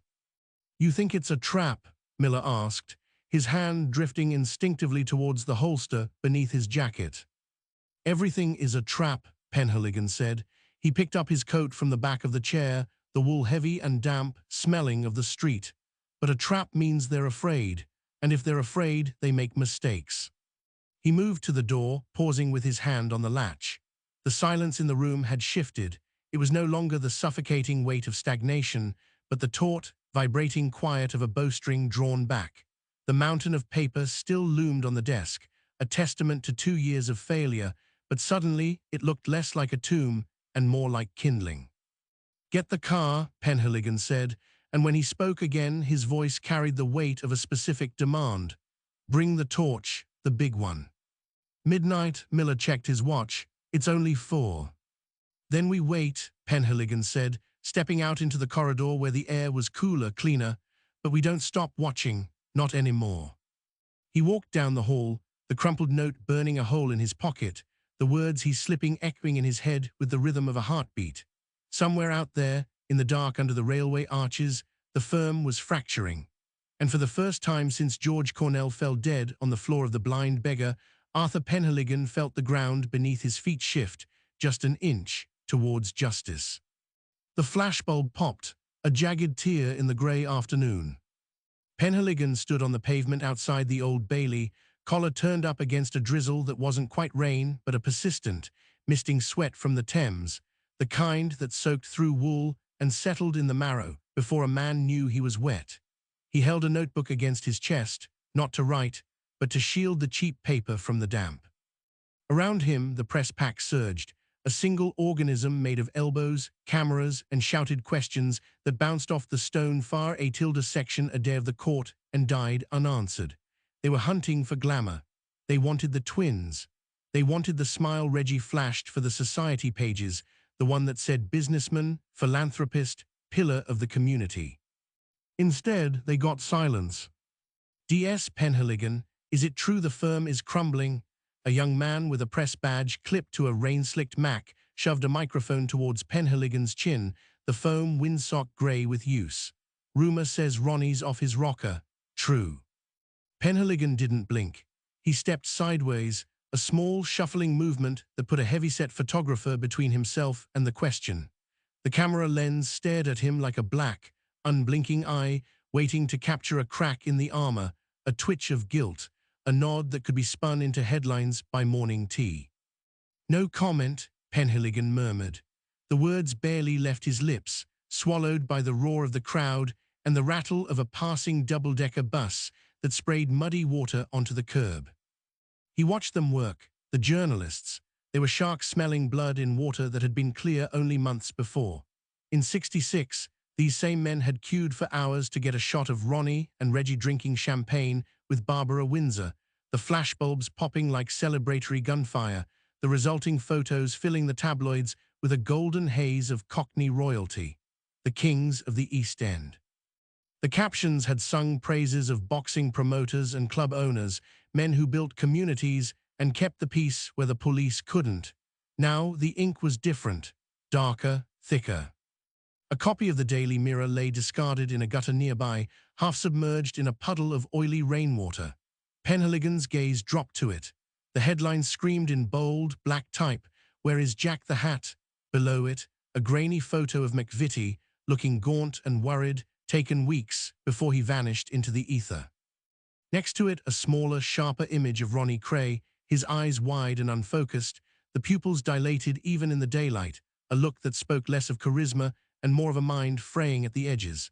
The article beneath didn't mention charity galas or West End openings. It talked about protection rackets, about men who walked into pubs and never walked out, about the suffocating fear that had gripped Bethnal Green like a frost. The wind shifted.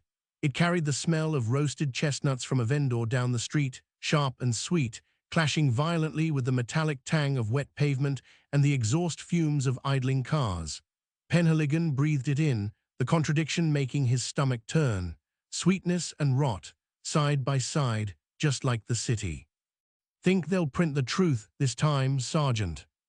Miller stood beside him, lighting a cigarette with cupped hands, the flame trembling slightly in the breeze. He didn't look at Penhaligon. His eyes were fixed on the court doors, where a uniformed officer was struggling to hold back the surging crowd.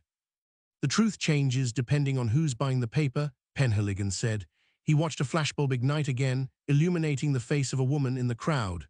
She looked terrified, not excited, terrified. She clutched her handbag to her chest as if it contained the deeds to her soul, her knuckles white against the leather. But the tone has shifted. They're not asking about the clubs anymore, they're asking about the Grave. "About time," Miller muttered, exhaling a plume of smoke that mingled with the mist. "Bailey's photos used to make them look like film stars. Now, look at them." He jerked his chin towards a group of photographers jostling near the entrance. "They're snapping pictures of the shadows, looking for the bloodstains that won't wash out." Penhaligon nodded slowly. It was true. The glamour was curdling. The narrative was fracturing, much like the note burning a hole in his pocket. The public had tolerated the violence when it was packaged in silk suits and champagne corks, when it felt distant, theatrical, a game played by handsome devils who knew how to work a room. But Jack McVitie hadn't been a game. George Cornell hadn't been a joke. And the silence that had protected the twins for so long was beginning to leak.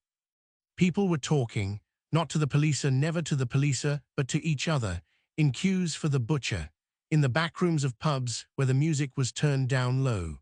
Whispers that grew into murmurs, murmurs into shouts that the press could no longer ignore.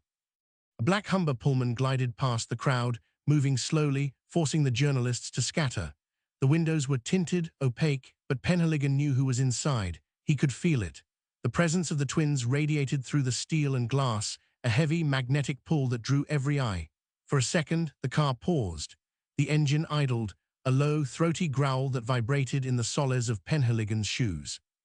Then, with a sudden surge of power, it accelerated, leaving a trail of exhaust and confused shouts in its wake.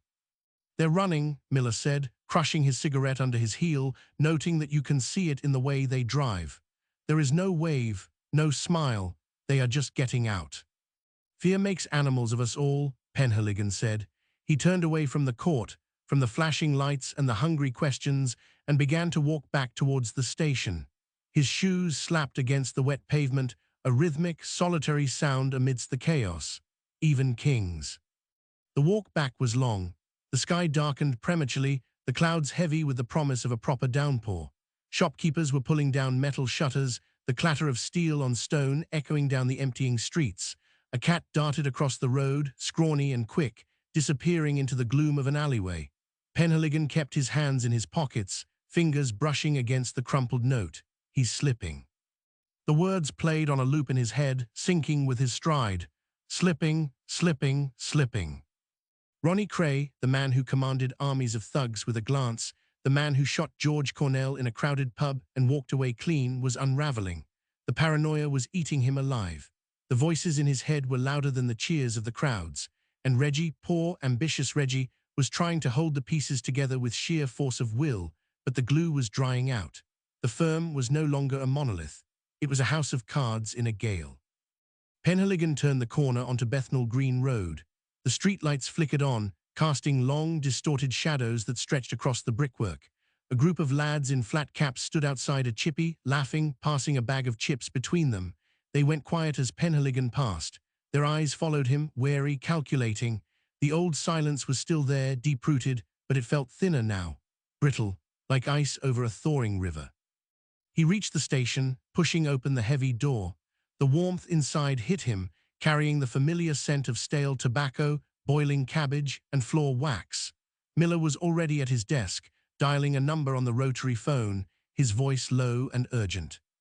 "Get me Reed," Miller was saying, urging that the press is circling and the mood has turned. Penhaligon hung his coat on the rack. It dripped onto the linoleum, forming a small, dark pool. He walked to his desk and sat down, the chair creaking under his weight. He pulled the note from his pocket and smoothed it out again. The ink had smudged slightly from the moisture, the words slipping, looking even more frantic now. "Midnight, the railway arches, Mile End." He looked at the clock on the wall. The second hand ticked forward, loud and deliberate in the quiet room. 16:45, 7 hours and 15 minutes, an eternity in a city that could swallow a man whole before the tea kettle boiled. "Miller," Penhaligon said. His voice was quiet, but it cut through the room. Miller looked up, hand still on the phone receiver. "Sergeant."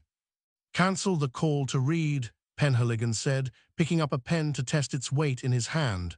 "We don't need him yet. We need to be ready." "Ready for what?" "For the crack to widen," Penhaligon said. He opened his notebook to a fresh page, the paper stark white against the dark wood of the desk. "If Ronnie is slipping, someone is going to fall. And when they do, we need to be there to catch them before they hit the ground." He began to write, not rumors, not half-truths, facts, times, locations, names. The scratching of the nib was the only sound in the room, a steady, rhythmic pulse that matched the beating of his own heart. Outside, the rain finally began to fall, drumming against the windowpane, washing the grime from the glass, clearing the view for what was coming next. The storm was here, and for the first time in years, Penhaligon wasn't hiding from it. He was walking straight into the eye. The phone rang. Not the shrill, demanding shriek of the main switchboard, but the dull, muffled burr of the direct line to the CID desk, a sound usually reserved for bad news or bored superiors. Penhaligon didn't reach for it immediately. He let it ring twice, watching the black bakelite shudder against the wood, as if the apparatus itself were hesitant to bridge the gap between the outside world and this room thick with the smell of damp wool and frustration. Miller snatched it up on the third ring. CID, Penhaligon's desk. Miller listened, his brow furrowing into a deep, vertical crease that seemed to carve new lines into his tired face. He covered the mouthpiece with a palm stained by newsprint. "It's a payphone, Bethnal Green Station. Man won't give a name. Says he has something for the sergeant, something about the firm." Penhaligon stopped writing. The nib of his fountain pen hovered over the page, a drop of blue ink swelling at the tip, threatening to bleed into the fiber of the paper and ruin the column of dates he had just compiled. He capped the pen slowly, the click sounding too loud in the sudden quiet. "Put it through," Penhaligon said. Miller handed him the receiver. The wire twisted, a black snake coiling across the desk. "Sergeant Penhaligon." The voice on the other end was thin, stretched tight by distance and fear, stripped of any identifying accent by the crackle of the line and the deliberate distortion of a hand cupped too tightly around the mouthpiece. It sounded like wind whistling through a cracked window pane. "Speaking. They're eating themselves." The words landed flat, devoid of greeting or preamble.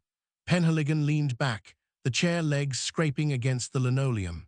He watched Miller, who had stopped pretending to work and was now staring at the rain-streaked window, giving his superior the illusion of privacy. "Who is this?" Penhaligon asked. His voice remained low, a gravelly rumble meant to soothe rather than intimidate. Agitation sent people running back into the shadows. "It doesn't matter. What matters is what's happening, because Ronnie's gone proper mad. This isn't the usual temper, for he's seeing things and hearing things too." The voice dropped, becoming a hiss that barely traveled down the wire to say Reggie can't hold him anymore. "The boys are scared, and we're all scared. If Reggie goes down because Ronnie pulls a gun in the wrong place, we all hang. Penhaligon said nothing. He let the silence stretch, a tactical void the caller would feel compelled to fill. Outside, a bus groaned up the hill, gears grinding in protest, the sound muffled by the glass.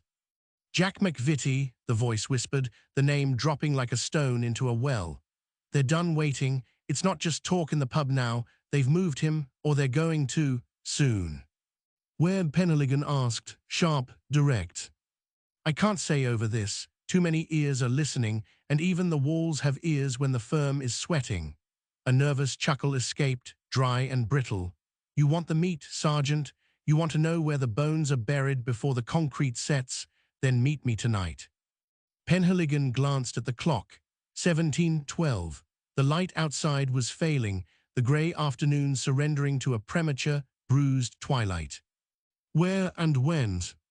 Midnight, the Arches, Mile End, the ones near the gasworks. Come alone. If I see Reed or anyone else in a uniform, I vanish, and you'll never hear from me again. The line went dead. A flat, toneless drone replaced the voice. Penhaligon held the receiver for a second longer, listening to the empty circuit before placing it gently back in the cradle. Well, Miller asked, turning from the window. His eyes were bright with a mixture of hope and skepticism. Who was it? Nobody, Penhaligon said. He stood up, reaching for his coat. The fabric was still damp from his earlier walk, cold against his neck. And everybody. Did he give a name? He gave a warning. Penhaligon walked to the map pinned to the wall, a large-scale ordnance survey of the East End, cluttered with red pins marking known haunts and blue pins marking crime scenes. He traced a finger along the curve of the Regent's Canal, stopping at the cluster of railway arches near Mile End. The firm is fracturing. Ronnie's instability is spooking the foot soldiers. They think Reggie can't control the fallout. So they're turning rat, Miller scoffed, lighting a cigarette with hands that shook slightly. Since when does a soldier in the firm turn rat? They'd sooner eat their own tongues. Since the ship starts sinking, Penhaligon corrected. He pulled his hat from the rack, settling it low over his eyes. Loyalty buys you a life, Miller. It doesn't buy you a death sentence. If they think Ronnie is going to drag them all into the dock for a murder they didn't commit, or one they did but thought was safe, the code breaks. It always does. It's just a matter of pressure. And the pressure is on. Miller exhaled a plume of smoke that drifted towards the ceiling, joining the haze that never seemed to clear from the room. McVitie, he mentioned McVitie. Segment 1, he implied it, said they've moved him, or are about to. Constraint check, currently 3 short fragments in a row, need to combine or expand. Draft 1. You're going out there, alone, Miller's voice rose, cracking slightly. Reed will have your head. Protocol says we need backup, surveillance, the whole bloody circus. Protocol gets men killed in the East End, Penhaligon said. He walked to the door, his hand resting on the cold brass handle. If I turn up with a squad car and a team of coppers, the informant stays in the shadows. And if he stays in the shadows, McVitie disappears forever. I need him to feel safe enough to talk, safe enough to hand over whatever proof he's managed to scrape together. And if it's a trap, Miller asked, if Ronnie's sent you an invitation to join Cornell. Penhaligon paused. He looked at Miller, his washed-out blue eyes tired but clear. Then I walk into it, because if I don't, who else will? He opened the door. The corridor beyond was dim, lit by a single flickering strip light that buzzed like an angry insect. The smell of boiling cabbage was stronger out here, cloying and heavy. Lock up when you leave, Miller, Penhaligon said. And if Reed calls, tell him I'm following a laid. Don't tell him where. Sergio. Midnight, Miller. If I'm not back by dawn, start digging in the gasworks arches. Penhaligon stepped out into the corridor, closing the door softly behind him. The station noise faded, replaced by the rhythmic clatter of his shoes on the hard floor. He didn't hurry. Rushing signaled panic, and panic smelled like fear. He needed to smell like nothing at all. Just another shadow in a city full of them. Down in the yard, the air was colder, biting through his coat. The rain had stopped, leaving the pavement slick and reflective, mirroring the fractured lights of the street lamps. He walked past the parked patrol cars, their black paint gleaming wetly, and pushed open the gate onto the street. A crowd had gathered near the corner, huddled under awnings, passing a bottle wrapped in brown paper. They fell silent as he passed, the old instinct kicking in. Eyes down, mouths shut.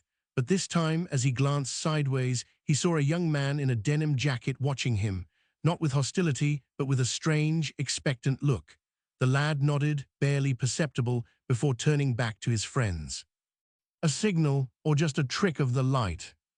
Penhaligon kept walking, turning his collar up against the damp chill. The city felt different tonight. The suffocating weight of the silence had lifted, just an inch, replaced by a restless energy, a vibration running beneath the pavement like a live wire. The Krays had built their empire on the fear of the quiet, on the certainty that no one would speak. But fear, when pushed too hard, turned into desperation. And desperation made people talk. He reached the main road and flagged down a passing taxi, a black FX4 that splashed through a puddle as it pulled over. "Mile End," Penhaligon said, sliding into the back seat. The upholstery was torn, leaking yellow foam. "Gasworks arches, and take it slow." The driver grunted, pulling away from the curb. Penhaligon watched the station recede in the rearview mirror, a brick fortress against the gathering dark.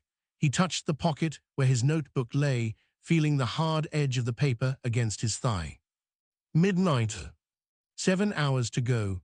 7 hours for the cracks to widen, for the paranoia to do its work, for the firm to tear itself apart from the inside. He closed his eyes, listening to the rhythmic swish of the wipers, the engine's drone, the city breathing around him.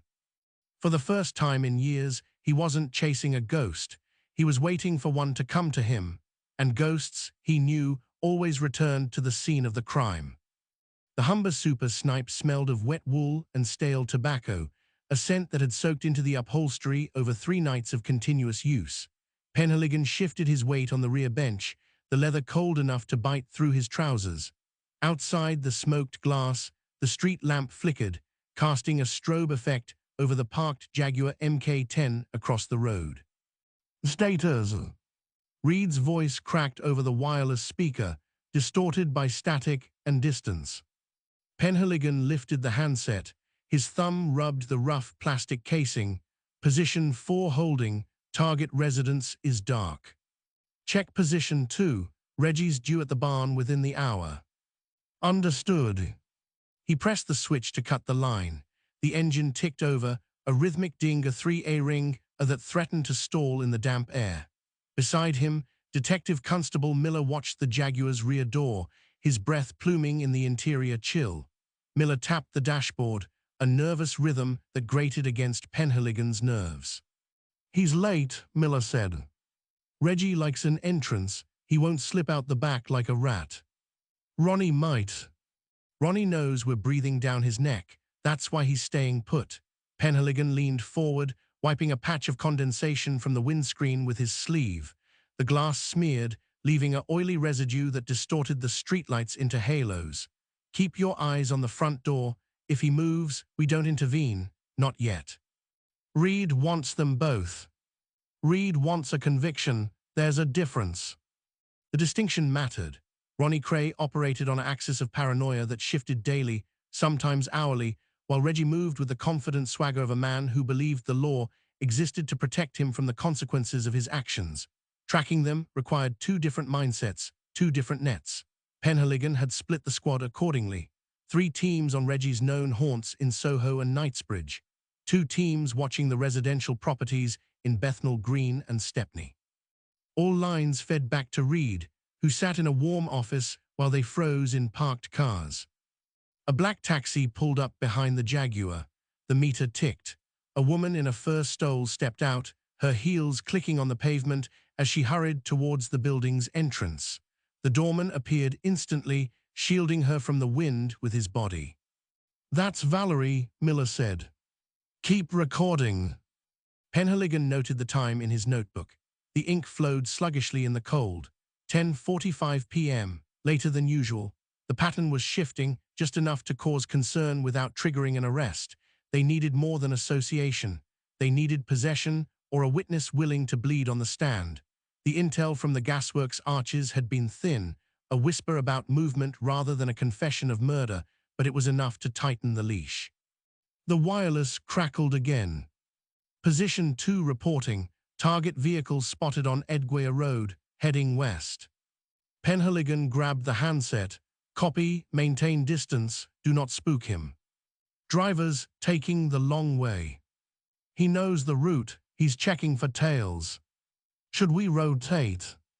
Hold, let him think he's clear. Penhaligon set the handset down. His hand lingered on the plastic, feeling the vibration of the incoming transmission even after the voice stopped. Miller glanced at him, waiting for an order. The tension in the car thickened, heavier than the smell of old smoke. They were close. The net was visible now, a grid of steel and blue uniforms stretching across London, but the fish was slippery. The craze had bought loyalty with cash and fear, turning half the East End into a wall of blind eyes. Think he'll go to the club? Miller asked. If he wants to be seen. He's been keeping low since the Cornell business. Public loves him though, they don't see the blood. The public sees what the papers print. Penhaligon watched the Jaguar's door handle. It didn't move, and the papers print what Reggie tells them to. A shadow detached itself from the doorway across the street. A man in a flat cap walked past the Jaguar, keeping his head down, hands deep in his pockets. He didn't look at the car. He didn't look at anything, just a local going home or a lookout checking the perimeter. In this neighborhood, every shadow had a name. Penhaligon tracked the man until he turned the corner, disappearing into the gloom. Position 3, nothing at the flat. Position 1, confirmed, Reggie entering Esmeralda's. Penhaligon exhaled, a long stream of white vapor. Ronnie. Static. Push position 4, get eyes on the window. Miller keyed the mic. Position 4, adjust angle, we need visual on the lounge. Wait, Penhaligon held up a hand. If he sees the car move, he'll bolt. Ronnie spooks easier than a rabbit in a snare. We can't sit here all night, Sarge. We sit until he makes a mistake. The wait stretched. Time didn't flow. It accumulated, layer upon layer of cold and silence. Penhaligon's knees ached. He flexed his legs, the joints clicking in the quiet cab. He thought of Cornell slumped against the urinal in The Blind Beggar, the blood pooling on the sawdust. He thought of McVitie somewhere in the dark, perhaps already cold in a shallow grave near Plumstead. Justice moved slower than bullets. It required forms, signatures, witnesses who wouldn't vanish before the trial. The wireless burst to life. Position 4, lights on, upper floor. Movement. Curtain twitched, someone's inside. Penhaligon sat up. The ache in his knees vanished, replaced by a sharp spike of fear, his heart racing. Hold, don't approach. Reed wants confirmation. Tell Reed we have occupancy, no visual on the subject yet. Copy. Miller relayed the message, his voice steady despite the tremor in his hands. Penhaligon watched the window. The curtain moved again, a slight parting of the fabric. A silhouette stood there, broad-shouldered, staring out into the night. It could be anyone, a brother, a bodyguard, a ghost, but the posture was wrong, too rigid, too still. He knows, Penhaligon said. Who? Ronnie, he's watching us. Impossible, the car is blacked out. He doesn't need to see us, he feels the pressure. Penhaligon reached for the door handle, the metal was ice cold. Get Reed on the line, tell him the dynamic has changed, Ronnie's not staying put. You think he's running. I think he's hunting. The silhouette stepped back from the window. The light clicked off, plunging the room into darkness. Across the street, the Jaguar's engine roared to life. The exhaust coughing blew smoke into the night air. Miller, start the car. Sarge. He's moving, and he's not going to the club. Penhaligon pulled his coat tighter, feeling the weight of the revolver in his inner pocket. Follow him, but keep 2 cars back. If he spots us, we lose him. If we lose him, McVitie stays dead. The Humber shuddered as Miller turned the key. The engine caught, idling roughly. Penhaligon watched the Jaguar pull away from the curb, its taillights glowing like angry eyes in the gloom. He gripped the dashboard, his knuckles white. Go! The car lurched forward, tires slipping on the wet pavement. The net had tightened, but the bird was cutting the wire. Penhaligon watched the taillights recede, knowing that wherever Ronnie was going, it wouldn't be to a place where the law could easily follow. The chase had begun, not with a siren, but with the quiet hum of an engine and the heavy dread of what waited at the end of the road. Blue smoke hung low, a toxic veil clinging to the damp brickwork of the narrow streets as the Jaguar tore away from the curb. "Keep the distance." Penhaligon's voice scraped raw against the sudden roar of their own engine, the Humber groaning in protest as Miller forced it into second gear too hard. The chassis shuddered, a violent rattling of loose panels and worn mounts that threatened to announce their presence to anyone with half an ear. But the noise of the pursuing car was swallowed by the wider cacophony of the city, the distant wail of a factory whistle and the rhythmic clatter of a train on the nearby tracks, providing a chaotic cover. They drifted around the corner, tires skidding slightly on the slick cobbles, fighting for grip in the mud-slicked gutter where the river's breath rose up to meet them, thick with the smell of rotting seaweed and diesel fumes. "He's taking the backways," Miller said, wrestling the wheel as the car bounced over a pothole filled with black water, "not heading for the West End." "No, he's checking the tail." Penhaligon leaned forward, his forehead nearly touching the windscreen, eyes straining against the glare of the Jaguar's rear lights, which flared bright red then dimmed as Ronnie played with the brakes. It was a game of cat and mouse played in reverse, the prey testing the hunter's resolve, darting left into a labyrinth of alleyways that smelled of urine and wet cardboard, then swinging right onto a broader avenue where the street lamps cast long, distorted shadows that seemed to reach out and grab at the bumpers. Ronnie wasn't running to safety, he was running to see who followed. The paranoia that had begun as a whisper in the quiet rooms of the firm had grown into a scream that only he could hear, twisting the familiar streets of London into a landscape of hidden traps and watching eyes. "Position 2, do you have visual?"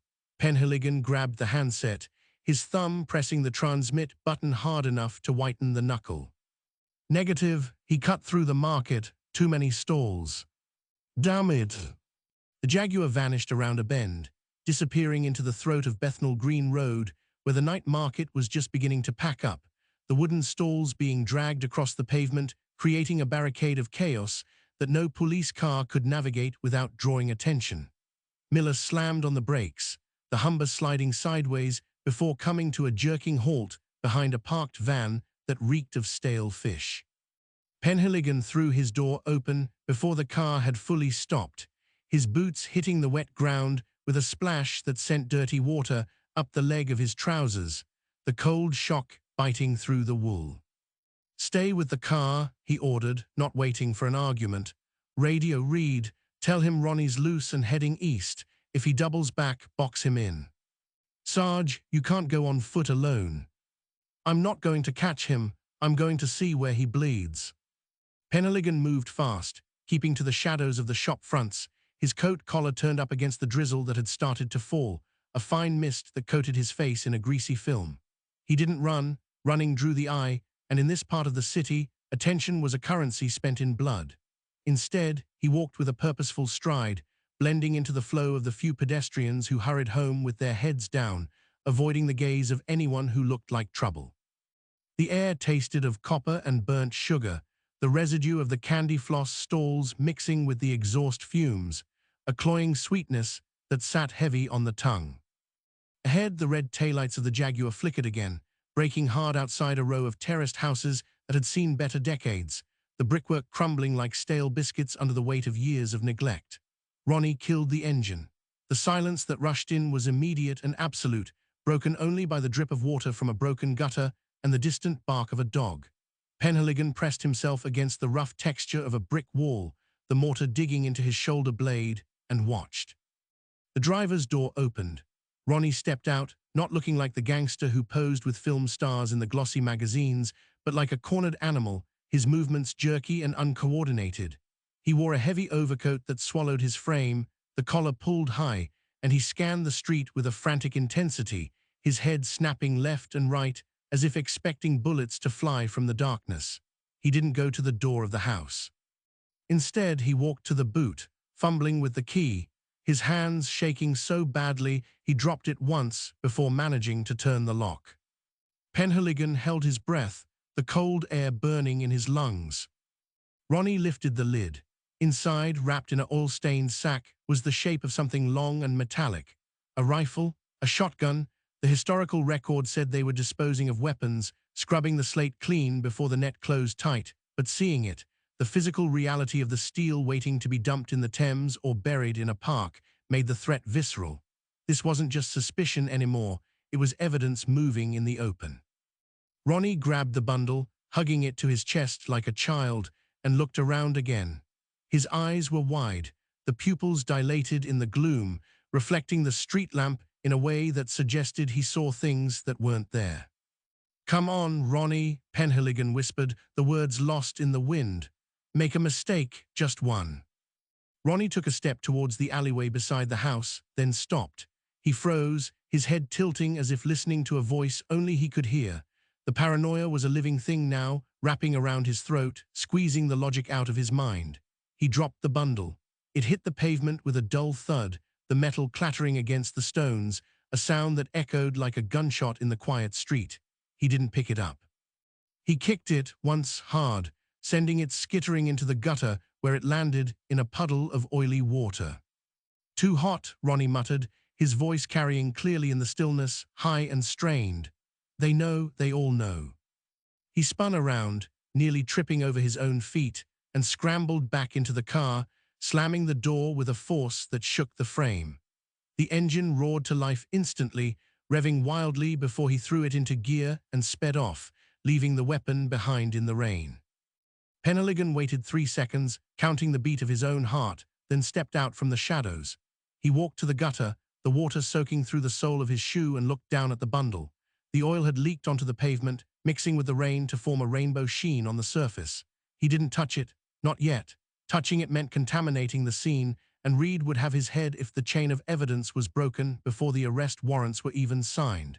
But the location was fixed. The movement was tracked. Ronnie was unraveling, and the firm was fracturing under the weight of its own fear. He pulled the handset from his pocket, the plastic cold and slick in his grip. "Reed, it's Penhaligon." "Status," the voice on the other end was sharp, devoid of sleep despite the hour. Ronnie dumped a package, Bethnal Green Road near the junction with approach. He's panicked, driving erratically. "Did you see what it was?" "Long gun, maybe a rifle, wrapped in sacking. It's in the gutter." "Leave it, I'll send a team to secure it." "Where is he going?" "East, towards the river maybe, or the safe house in Stepney." "He's not thinking straight, Leonard. He's seeing ghosts." "Good, ghosts make mistakes. Keep tracking him. Don't engage unless he goes for a weapon. We need them alive for the court, Arthur. Alive and talking." Penhaligon lowered the radio, staring at the spot where the Jaguar had vanished. The rain fell harder now, washing the oil from the pavement, diluting the trace of the crime until it was almost gone. He thought of McVitie, still missing, still presumed dead in some unmarked grave, and wondered if Ronnie's madness was the key to unlocking that dark secret, or just another dead end in a long line of them. The net was tightening, yes, but the fish were thrashing, and a thrashing fish could tear the mesh apart if you weren't careful. He turned back towards the Humber, the weight of the revolver in his pocket feeling heavier than before, a constant reminder of the violence that lurked just beneath the surface of this polite, orderly pursuit. Miller was waiting, the engine idling, the headlights cutting a pale path through the mist. "Found something?" Miller asked as Penhaligon climbed back in. "A gift," Penhaligon said, wiping the rain from his face. "But the main present is still moving. Follow the smoke, Miller. He's burning the bridges behind him." The car pulled away, leaving the weapon in the gutter, a silent testament to the beginning of the end. But as they merged back into the traffic, Penhaligon's eye caught a flicker of movement in the rearview mirror, a shadow detaching itself from the doorway of the house where Ronnie had stopped. A figure watched them go, motionless and silent, before turning and disappearing into the darkness of the hallway. "Who was that?" Miller asked, noticing the shift in Penhaligon's posture. "Nobody," Penhaligon lied, though his hand drifted closer to the radio. "Just another ghost." But ghosts didn't wear flat caps and hold themselves with the stillness of a man waiting for a signal. The observation post wasn't just theirs. Someone else was watching the craze fall, and Penhaligon needed to know if they were friend, foe, or something far more dangerous before the dawn broke. The phone in the squad room would ring soon, he knew it in his bones, a summons that would turn this chase into a siege. But for now, the night belonged to the paranoid and the hunted, and the line between them was thinner than a razor blade. The squad room smelled of wet wool and burnt coffee, a stale, acidic fog that clung to the back of the throat and refused to dissolve no matter how many windows were cracked open against the damp London chill. Wrong date on the Stepney warrant. Penhaligon dropped the file onto the desk, the thud cutting through the low murmur of typing and telephone rings that filled the cramped space. DCI Leonard Reed didn't look up from the stack of papers drowning his own desk, merely tapping a fountain pen against his lower lip, the ink staining his skin a permanent, bruised blue. "Fix it," Reed said, his voice flat, devoid of the exhaustion that dragged at Penhaligon's shoulders. "If the magistrate sees a typo, he'll toss the whole lot. You know how the defense barristers circle, like sharks smelling blood in the water." "I know how they work, Leonard. I've been watching them feed for 20 years. Penhaligon rubbed his eyes, the friction generating heat against the cold skin, and reached for the typewriter. The keys were stiff, the ribbon dry, and every strike of the E key left a faint, ghostly impression rather than a solid black mark. He pulled the paper from the roller, the sound sharp and tearing in the humid air, and fed in a fresh sheet. White. Blindingly white under the flickering fluorescent tube that buzzed overhead like an angry insect trapped in glass. The clock on the wall ticked, loud, deliberate. 11:42 p.m. They were running out of night. The warrants needed to be signed, sealed, and in the hands of the uniformed constables before dawn, or the window would slam shut, and the craze would vanish into the labyrinth of safe houses and sympathetic solicitors that kept them one step ahead of the law. It wasn't just about catching them, it was about keeping them. Holding them long enough for the Old Bailey to do its work, long enough for the silence of the East End to crack, just wide enough to let the truth spill out. "Miller's back?" Penhaligon asked, not turning from the machine. "Parking the Humber," said the Jaguar went to ground near the canal, lost visual when the fog rolled in off the water. "Typical." Penhaligon typed, clack, clack, clack. The letters formed slowly, a laborious construction of legal authority that felt flimsy against the brute reality of the firm. He stopped, staring at the word Bethnal. It looked wrong, too clean, too orderly for the mess waiting outside these walls. "You're hesitating," Reed observed, finally lifting his head. His eyes were red-rimmed, the whites yellowed by smoke and lack of sleep. "Spit it out, Arthur." "That flat cap, outside the house where Ronnie dumped the rifle." Reed leaned back, the chair groaning under his weight. "A looker, there are always lookers. Half the street watches us come and go. They treat it like the pictures. This wasn't a looker. He didn't gawk, didn't move when we pulled away, just watched, waited. Could be one of theirs, a minder." "Or someone else," Penhaligon said, his fingers hovering over the keys. "Someone who isn't us and isn't the firm. Ronnie's seeing ghosts, Leonard. Maybe the ghosts are real this time. Maybe the ledger McVitie talked about isn't just talk. Maybe someone else wants a copy." Reed waved a hand, dismissing the thought with a sharp flick of his wrist. "Paranoia is contagious, Arthur. Don't catch it from Ronnie. Focus on the paper. The paper is what locks the cage.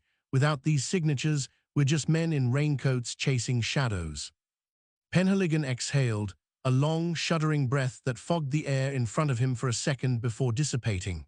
He resumed typing, forcing the rhythm of the machine to override the itch in his brain. Clack, clack, clack.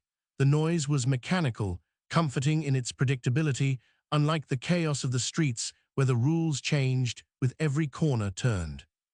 A uniformed constable pushed through the door, shaking a wet umbrella onto the mat, the spray misting the ankles of the detectives nearby.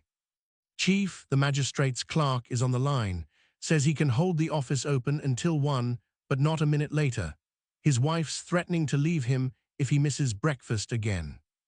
"Tell him we are coming," Reed barked, standing up and grabbing his coat. "Arthur, finish the Stepney one. I'll take the others. We move in teams. No heroics. We grab them, we book them, we lock them down. If Reggie or Ronnie so much as sneezes without permission, you let it happen. We need them breathing in the dock. And if they run? They won't, Reed said, though his eyes darted to the window, checking the darkness beyond the glass. Not with the net this tight. We have eyes on every exit, every phone box, every bloody pie shop they favor. Penhaligon watched him go, the heavy tread of his boots echoing down the corridor until the sound was swallowed by the hum of the building. The room felt smaller now, the walls closing in as the pressure mounted. He looked at the typewriter, the half-finished warrant curling slightly at the edges from the humidity. Watertight. That was the word Reed used, watertight, but wood swelled in the damp and metal rusted, and even the best caulking could fail under enough pressure. He thought of George Cornell, slumped in the blind beggar, the blood pooling on the sawdust, while the patrons pretended to see nothing. He thought of Jack the Hat McVitie, vanished into the ether, his fate whispered in pubs but never spoken in court. The ink on the ribbon was fading again. He pressed harder, the keys biting into his fingertips. "Come on," he muttered, the words barely audible over the buzz of the light. "Don't jam, not now." The carriage bell dinged, end of the line. He moved the lever, the sound harsh and final, and rolled the paper out. It was done, 3 copies, one for the magistrate, one for the file, one for the pocket. He stapled them together, the metal crunching satisfyingly, and shoved them into a manila envelope. Miller walked in, shaking rain from his hair, his face pale under the fluorescent glare. "Anything?" Penhaligon asked, grabbing his own coat from the rack. "Nothing solid, just a feeling, like the whole street is holding its breath, even the dogs aren't barking." "Dogs know," Penhaligon said, buttoning his coat against the damp chill that seeped through the fabric. "They smell the change." "Reed say go." "Reed says move, magistrate's waiting." Miller nodded, his hand drifting to the truncheon at his belt, a nervous tic he'd developed over the last few weeks. "You think they'll be there, both of them?" "Ronnie's spooked. He's making mistakes, dropping weapons in gutters, talking to himself. Reggie will be trying to hold it together, keep the show on the road. That's where we get them, in the gap between the madness and the management." Penhaligon picked up the envelope, feeling the weight of the paper, the thin, fragile barrier between order and the chaos waiting outside. He walked to the door, his shoes squeaking on the linoleum, each step echoing in the quiet room. "Let's go," he said, "before the ghosts catch up." They stepped out into the corridor, the air cooler here, smelling of floor wax and old dust.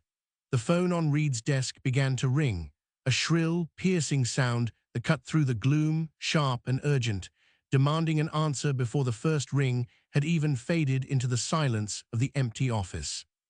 Penhaligon stopped, his hand on the door handle, and looked back at the black Bakelite phone vibrating against the wood. Miller froze. "That's the direct line from the surveillance post." "Don't answer it," Penhaligon said, though his feet were already moving back towards the desk, drawn by the insistent, screaming ring. "Let it ring." But it didn't stop. It screamed again, louder, a digital shriek in the analog dark, signaling that the wait was over, the net had snagged something heavy, and the time for paper and warrants had finally, terrifyingly, run out. The ring cut off mid-shriek, leaving a vacuum that sucked the air from the room. "Leave it." Penhaligon turned his back on the desk, the leather of his shoes squeaking a protest against the linoleum as he pushed through the corridor door. The hallway smelled of floor wax, and the damp wool of coats left too long on hooks, a cloying sweetness that stuck to the back of the throat. He didn't look at Miller, just kept walking, the manila envelope heavy in his coat pocket, pressing against his ribs like a second heart that beat too slow. Outside, the night had collapsed into a grey slurry. Rain wasn't falling so much as hanging in the air, a fine mist that coated the face and soaked through to the bone without the dignity of a proper downpour. Bethnal Green Road lay empty, the pavement slick with oil and river mud, reflecting the sickly yellow smear of the street lamps. A lone bus rumbled past, its exhaust coughing black smoke into the wet air, the driver's face a pale moon behind the glass, eyes fixed straight ahead, seeing nothing he wasn't paid to see. Vans are round the back, Miller said, his voice low, barely carrying over the hiss of tires on wet tarmac. Reed's team is already in position at the front. They're waiting on us. Then we don't keep them waiting. Penhaligon moved faster, his stride eating up the distance to the unmarked Ford Zephyr parked in the shadows of a boarded-up shop. The car door groaned when he pulled it open, the hinge rusted stiff from years of salt air and neglect. He slid into the passenger seat, the upholstery cold and damp, smelling of old cigarettes and the metallic tang of the rain that had seeped in through the window seals. Miller took the wheel, his hands tight on the rim, knuckles white against the black plastic. Engine turned, headlights cut a shaky path through the fog. They drove in silence, the wipers thumping a rhythmic, uneven beat against the windscreen, a swish-thud, swish, thudder like a clock counting down seconds that didn't belong to them. The streets narrowed as they pushed deeper into the warren of terraced houses, the brickwork blackened by a century of coal smoke, the windows dark and blind. Here the silence was different. It wasn't empty, it was held. Curtains twitched in the periphery, then stilled. A cat darted across the road, vanishing into an alleyway with a flick of its tail. Everyone knew. Everyone waited to see who would break first.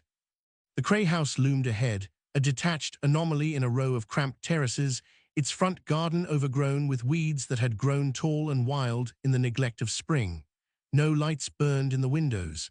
The place looked dead, a shell abandoned to the damp and the rats, but Penhaligon knew better. The firm didn't sleep, it just waited in the dark. "Stop here," he whispered. Miller killed the engine. The silence rushed back in, heavy and suffocating. "Ready." "Born ready," Miller muttered, though his hand trembled slightly as he checked the strap of his truncheon. They stepped out into the rain, the cold biting through their coats instantly. Penhaligon buttoned his top button, feeling the rough wool scratch against his chin, and nodded to the shadows where Reed's men stood, shapes merging with the darkness, indistinguishable from the iron railings they leaned against.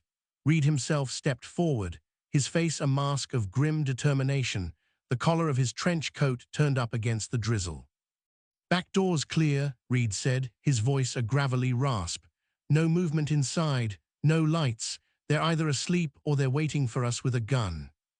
"Ronnie doesn't sleep much these days," Penhaligon replied, his breath pluming in the cold air. "And Reggie never leaves the front door unlocked, not even for the postman. Plan stays the same. We go in hard, we go in fast. We grab them before they can destroy anything or make a scene. I want them in the van before the neighbors wake up and start asking questions we can't answer." Penhaligon nodded, shifting the weight of the envelope in his pocket. The paper felt thin, fragile against the reality of what lay behind that door. A warrant. A piece of paper with a magistrate's signature and a date that was already turning into yesterday. It was supposed to be enough. It had to be. "Move out." The team fanned out, boots crunching softly on the gravel path, the sound muffled by the wet earth. Penhaligon followed Reed to the side gate, the wood swollen and warped, sticking fast in the frame. Reed shoved it hard, the latch snapping with a sharp crack that echoed like a gunshot in the stillness. They froze, waiting for a light to flick on, a shout to ring out, a dog to bark. Nothing. Just the rain, hissing against the leaves of the overgrown bushes, and the distant, rhythmic thrum of a train on the tracks miles away. They slipped through the gate into the backyard, the ground soggy and uneven, threatening to turn an ankle with every step. The back door was painted black, the paint peeling in long, ragged strips, revealing the gray, rotting wood beneath. Reed raised a fist signaling halt. He leaned in, pressing his ear against the cold wood, listening for the creak of a floorboard, the shuffle of a foot, the click of a safety catch being released. "Silence." He nodded to Miller, who stepped forward with a jemmy, sliding the thin metal blade into the gap between the door and the frame. A twist of the wrist, a grunt of effort, and the lock gave way with a splintering crunch. Reed kicked the door open. Torches flared to life, beams of harsh white light cutting through the darkness of the kitchen, illuminating dust motes dancing in the air and the clutter of dirty dishes piled high in the sink. The smell hit them first, a thick, cloying mixture of stale tobacco smoke, warm gin, and something sharper, metallic, like old blood or rusted iron. "Police, don't move." The shout tore through the house, bouncing off the tiled walls, echoing up the narrow staircase. Penhaligon surged forward, his torch beam sweeping the room, catching the gleam of a dropped cigarette butt, the half-empty glass on the table, the shadow of a man standing at the top of the stairs. Ronnie Cray. He stood there, silhouetted against the dim light filtering down from the landing, wearing a dressing gown that looked too large for his thinning frame. He didn't run. He didn't reach for a weapon.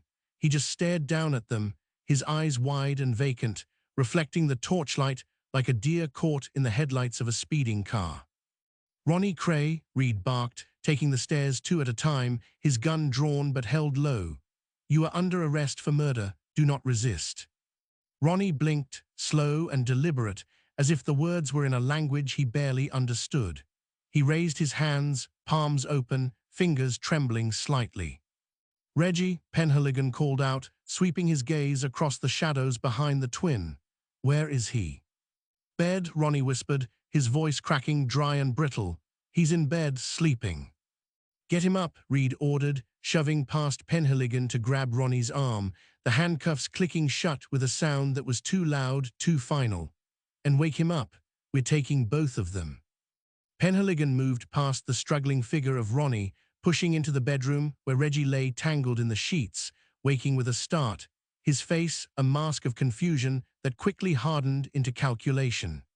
The charm was already failing, the smile dying before it could form, as the torchlight pinned him to the bed like a specimen under glass. What is this? Reggie demanded, his voice thick with sleep but sharp with anger. You can't just burst in here. Shut it, Penhaligon said, grabbing Reggie's shoulder, the fabric of his pajamas slick with sweat. You're under arrest. Get dressed. Now. The house filled with the noise of the raider boots stomping, drawers being yanked open, the rustle of papers being gathered. But through it all, Penhaligon heard only the ragged breathing of the two men who had ruled the East End with an iron fist, now reduced to shivering figures in the harsh glare of the police torches. The glass house had shattered, and the pieces were cutting everyone. Get dressed, Penhaligon repeated, the words scraping his throat raw, or we drag you out in the buff. Your choice, Reg. Reggie Cray did not flinch at the threat, nor did he scramble for modesty. He sat up, the sheets pooling around his waist, and ran a hand through hair that was still perfectly coiffed despite the hour. The confusion had evaporated, replaced by a slick, oily calculation that Penhaligon knew better than his own face. This was the Reggie who shook hands with MPs, the one who smiled for the cameras while his brother plotted executions in the back of a car.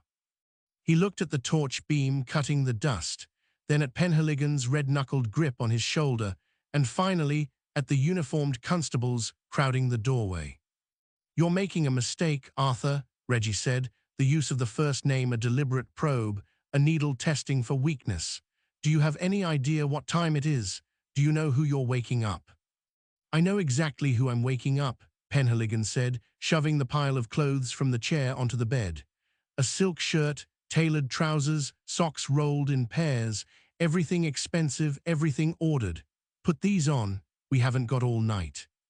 Leonard Reed is behind this, isn't he? Reggie swung his legs out of bed, his bare feet hitting the cold floorboards without a shiver. He began to button his pajama top, his movements precise, deliberate. He's overreaching, again. You tell him I want to see a warrant, a proper one, not just some half-baked excuse to bust down my door because he's jealous of the attention we get. The warrant is in my pocket, Penhaligon said, and you'll see it at the station, along with the charges. Charges, Reggie laughed, a short, sharp bark that held no humor. For what? Breathing? Existing? You lot are desperate. Everyone knows it. He stood up, smoothing the front of his pajamas, trying to reclaim the stature of a man who owned the street outside. I'm not going anywhere until I speak to my solicitor. You can't touch me without cause. Penhaligon stepped in, closing the distance until he could smell the sleep on Reggie's breath, sour and heavy. He grabbed Reggie's arm, twisting it behind his back before the gangster could pull away. The muscle under the silk was hard, tensed for a fight that wouldn't happen. Not here, not with 6 coppers in the room. You're coming, Penhaligon said, the pressure on the arm increasing until Reggie grunted. Now. Careful, Reggie hissed, his voice dropping an octave, the charm cracking to reveal the steel underneath. "You mark this suit, Arthur, and I'll have your badge before breakfast. Do you hear me? I'll have everything." "Save it for the judge," Penhaligon muttered, steering him towards the door. In the hallway, the contrast was stark, a tableau of two brothers bound by blood but severed by mind. Ronnie stood where they had left him, slumped against the banister, the handcuffs biting into his wrists. He wasn't looking at Reed or the constables or the chaos of the raid. His gaze was fixed on a patch of peeling wallpaper near the ceiling, his eyes wide and unblinking, tracking nothing. He trembled, a fine, constant vibration that ran through his frame, rattling the chain between the cuffs. When a constable brushed past him to check a cupboard, Ronnie flinched as if struck, pulling his shoulders up to his ears, making himself small. "Ronnie," Reed said, his voice losing some of its edge, softened by the sheer pitiable state of the man. "We're moving out. Walk." Ronnie didn't respond. He just kept staring at the wall, his lips moving silently, shaping words that no one else could hear. The paranoia that had festered in the dark corners of his mind for years had finally swallowed him whole. He looked less like a kingpin and more like a frightened child lost in a house of giants. "Is he fit to travel?" Penhaligon asked, nodding towards Ronnie. "He's fit enough," Reed said, though he sounded unsure. "Miller, keep close to him. If he bolts, you grab him, gently."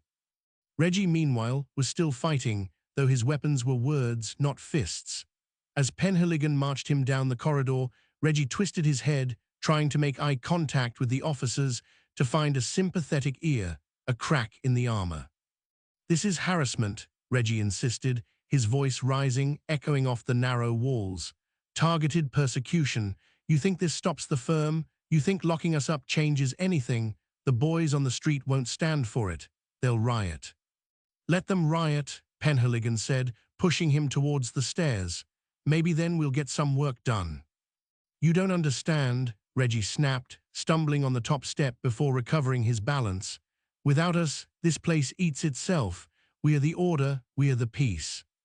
"You're the disease," Penhaligon said, the words slipping out before he could check them. Reggie stopped, turning to look at him with genuine shock, as if the accusation was a physical blow.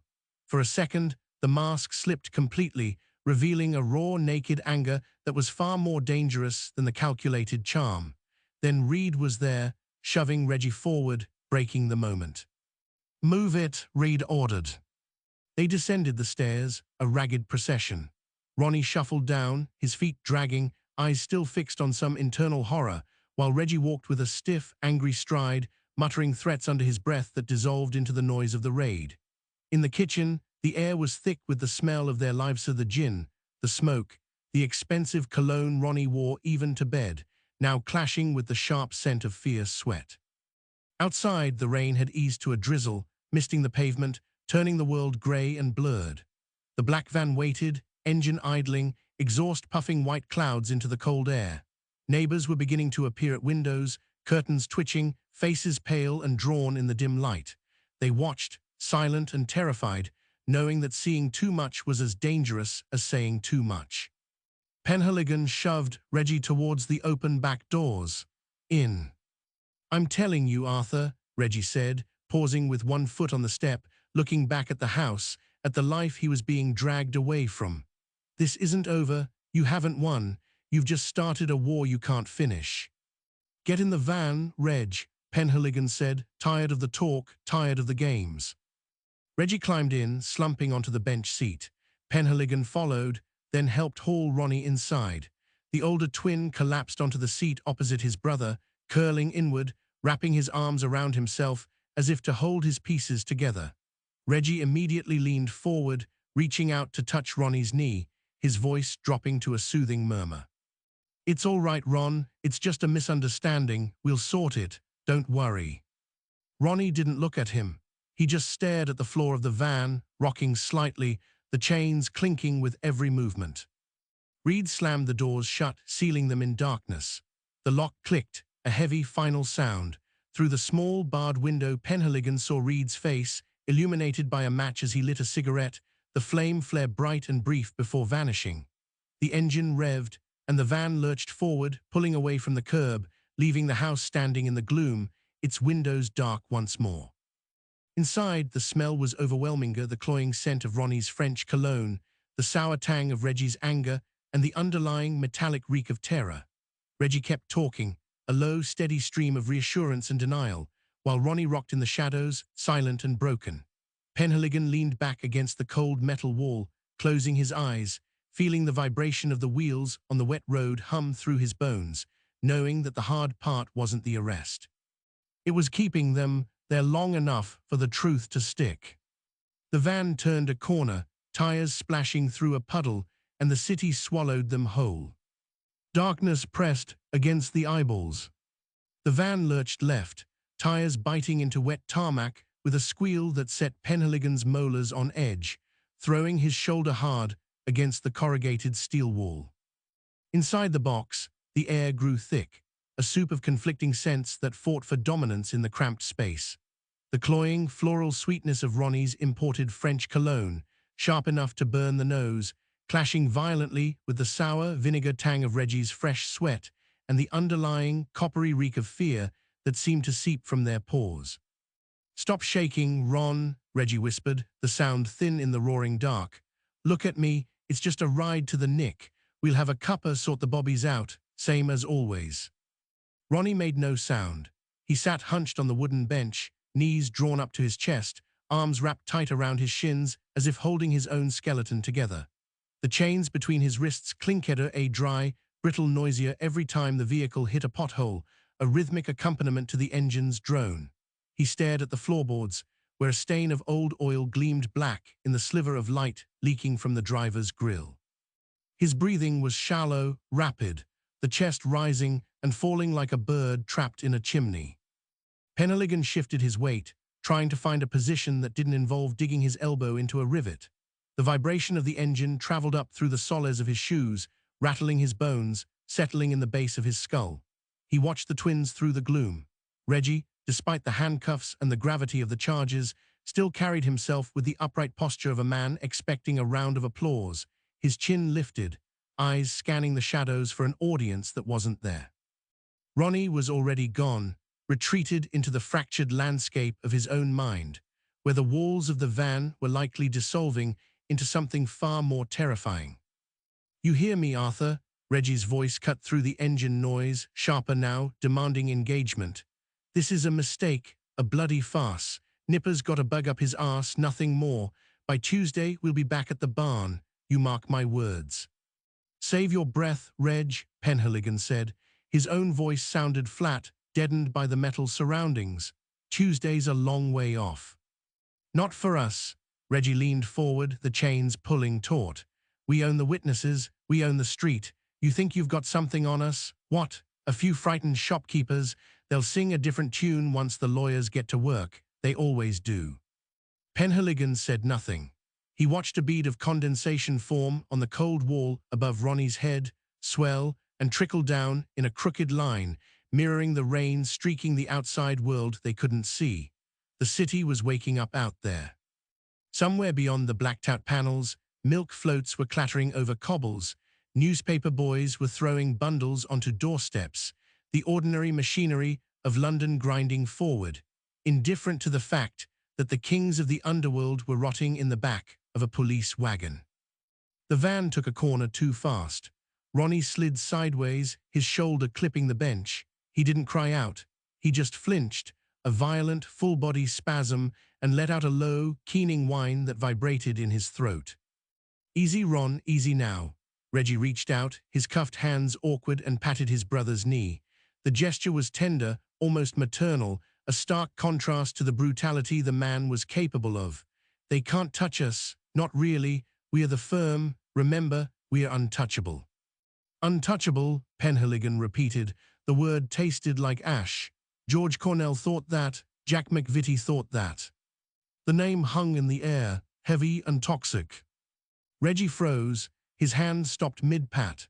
For a heartbeat, the charm vanished, stripped away to reveal the cold, calculating killer beneath. His eyes, visible in the dim light, narrowed into slits. "Don't," Reggie said, his voice dropping to a growl. "Don't you dare bring them into this. That was business, necessary business. You lot don't understand how it works. We keep the peace. We stop the others from tearing the place apart." "You tore it apart yourselves," Penhaligon said. He leaned forward, catching the faint glow of a street lamp as they passed under it. The light flashed across Reggie's face, illuminating the sweat on his upper lip, the tightening of the jaw. "You shot a man in a pub full of people. You stabbed another in a basement like a dog. That's not peace, Reg, that's butchery." "You've got no proof," Reggie snapped, recoiling as if struck.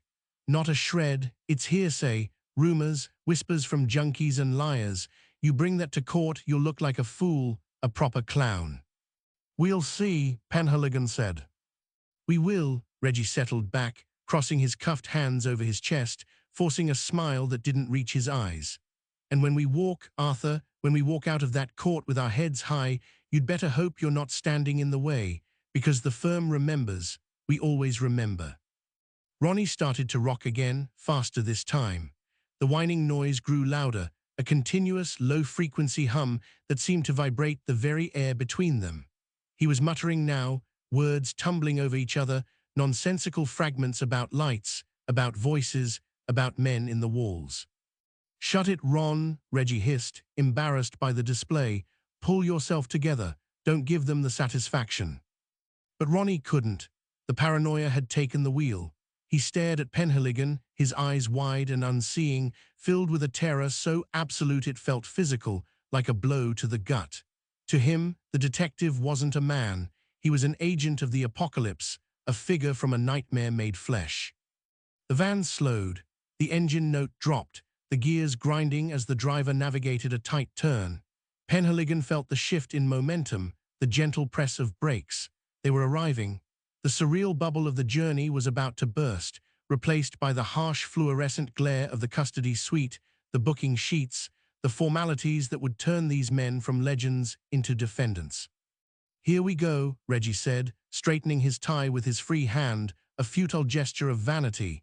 "Straighten your jacket, Ron. Look presentable. Let's show them who we are." Ronnie didn't move. He just kept rocking, muttering, lost in the static. The van stopped. The engine cut, leaving a ringing silence in its wake. Then came the heavy thud of boots on gravel, the shout of a uniformed officer, the rattle of the lock being turned. Penhaligon stood up, his knees cracking. He looked down at the twins. Reggie met his gaze, defiant, ready to bargain, to bluff, to charm his way out of hell. Ronnie stared at the floor, trembling, a broken thing wrapped in an expensive suit.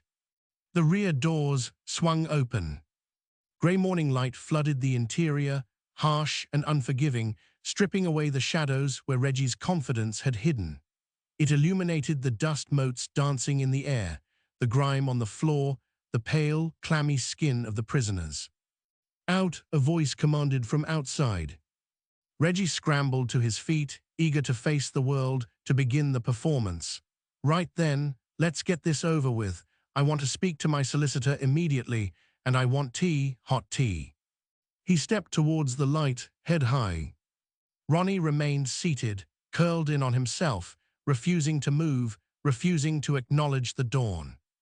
Penhaligon reached down, grabbing Ronnie's arm. The fabric of the suit was damp, cold. He pulled hard.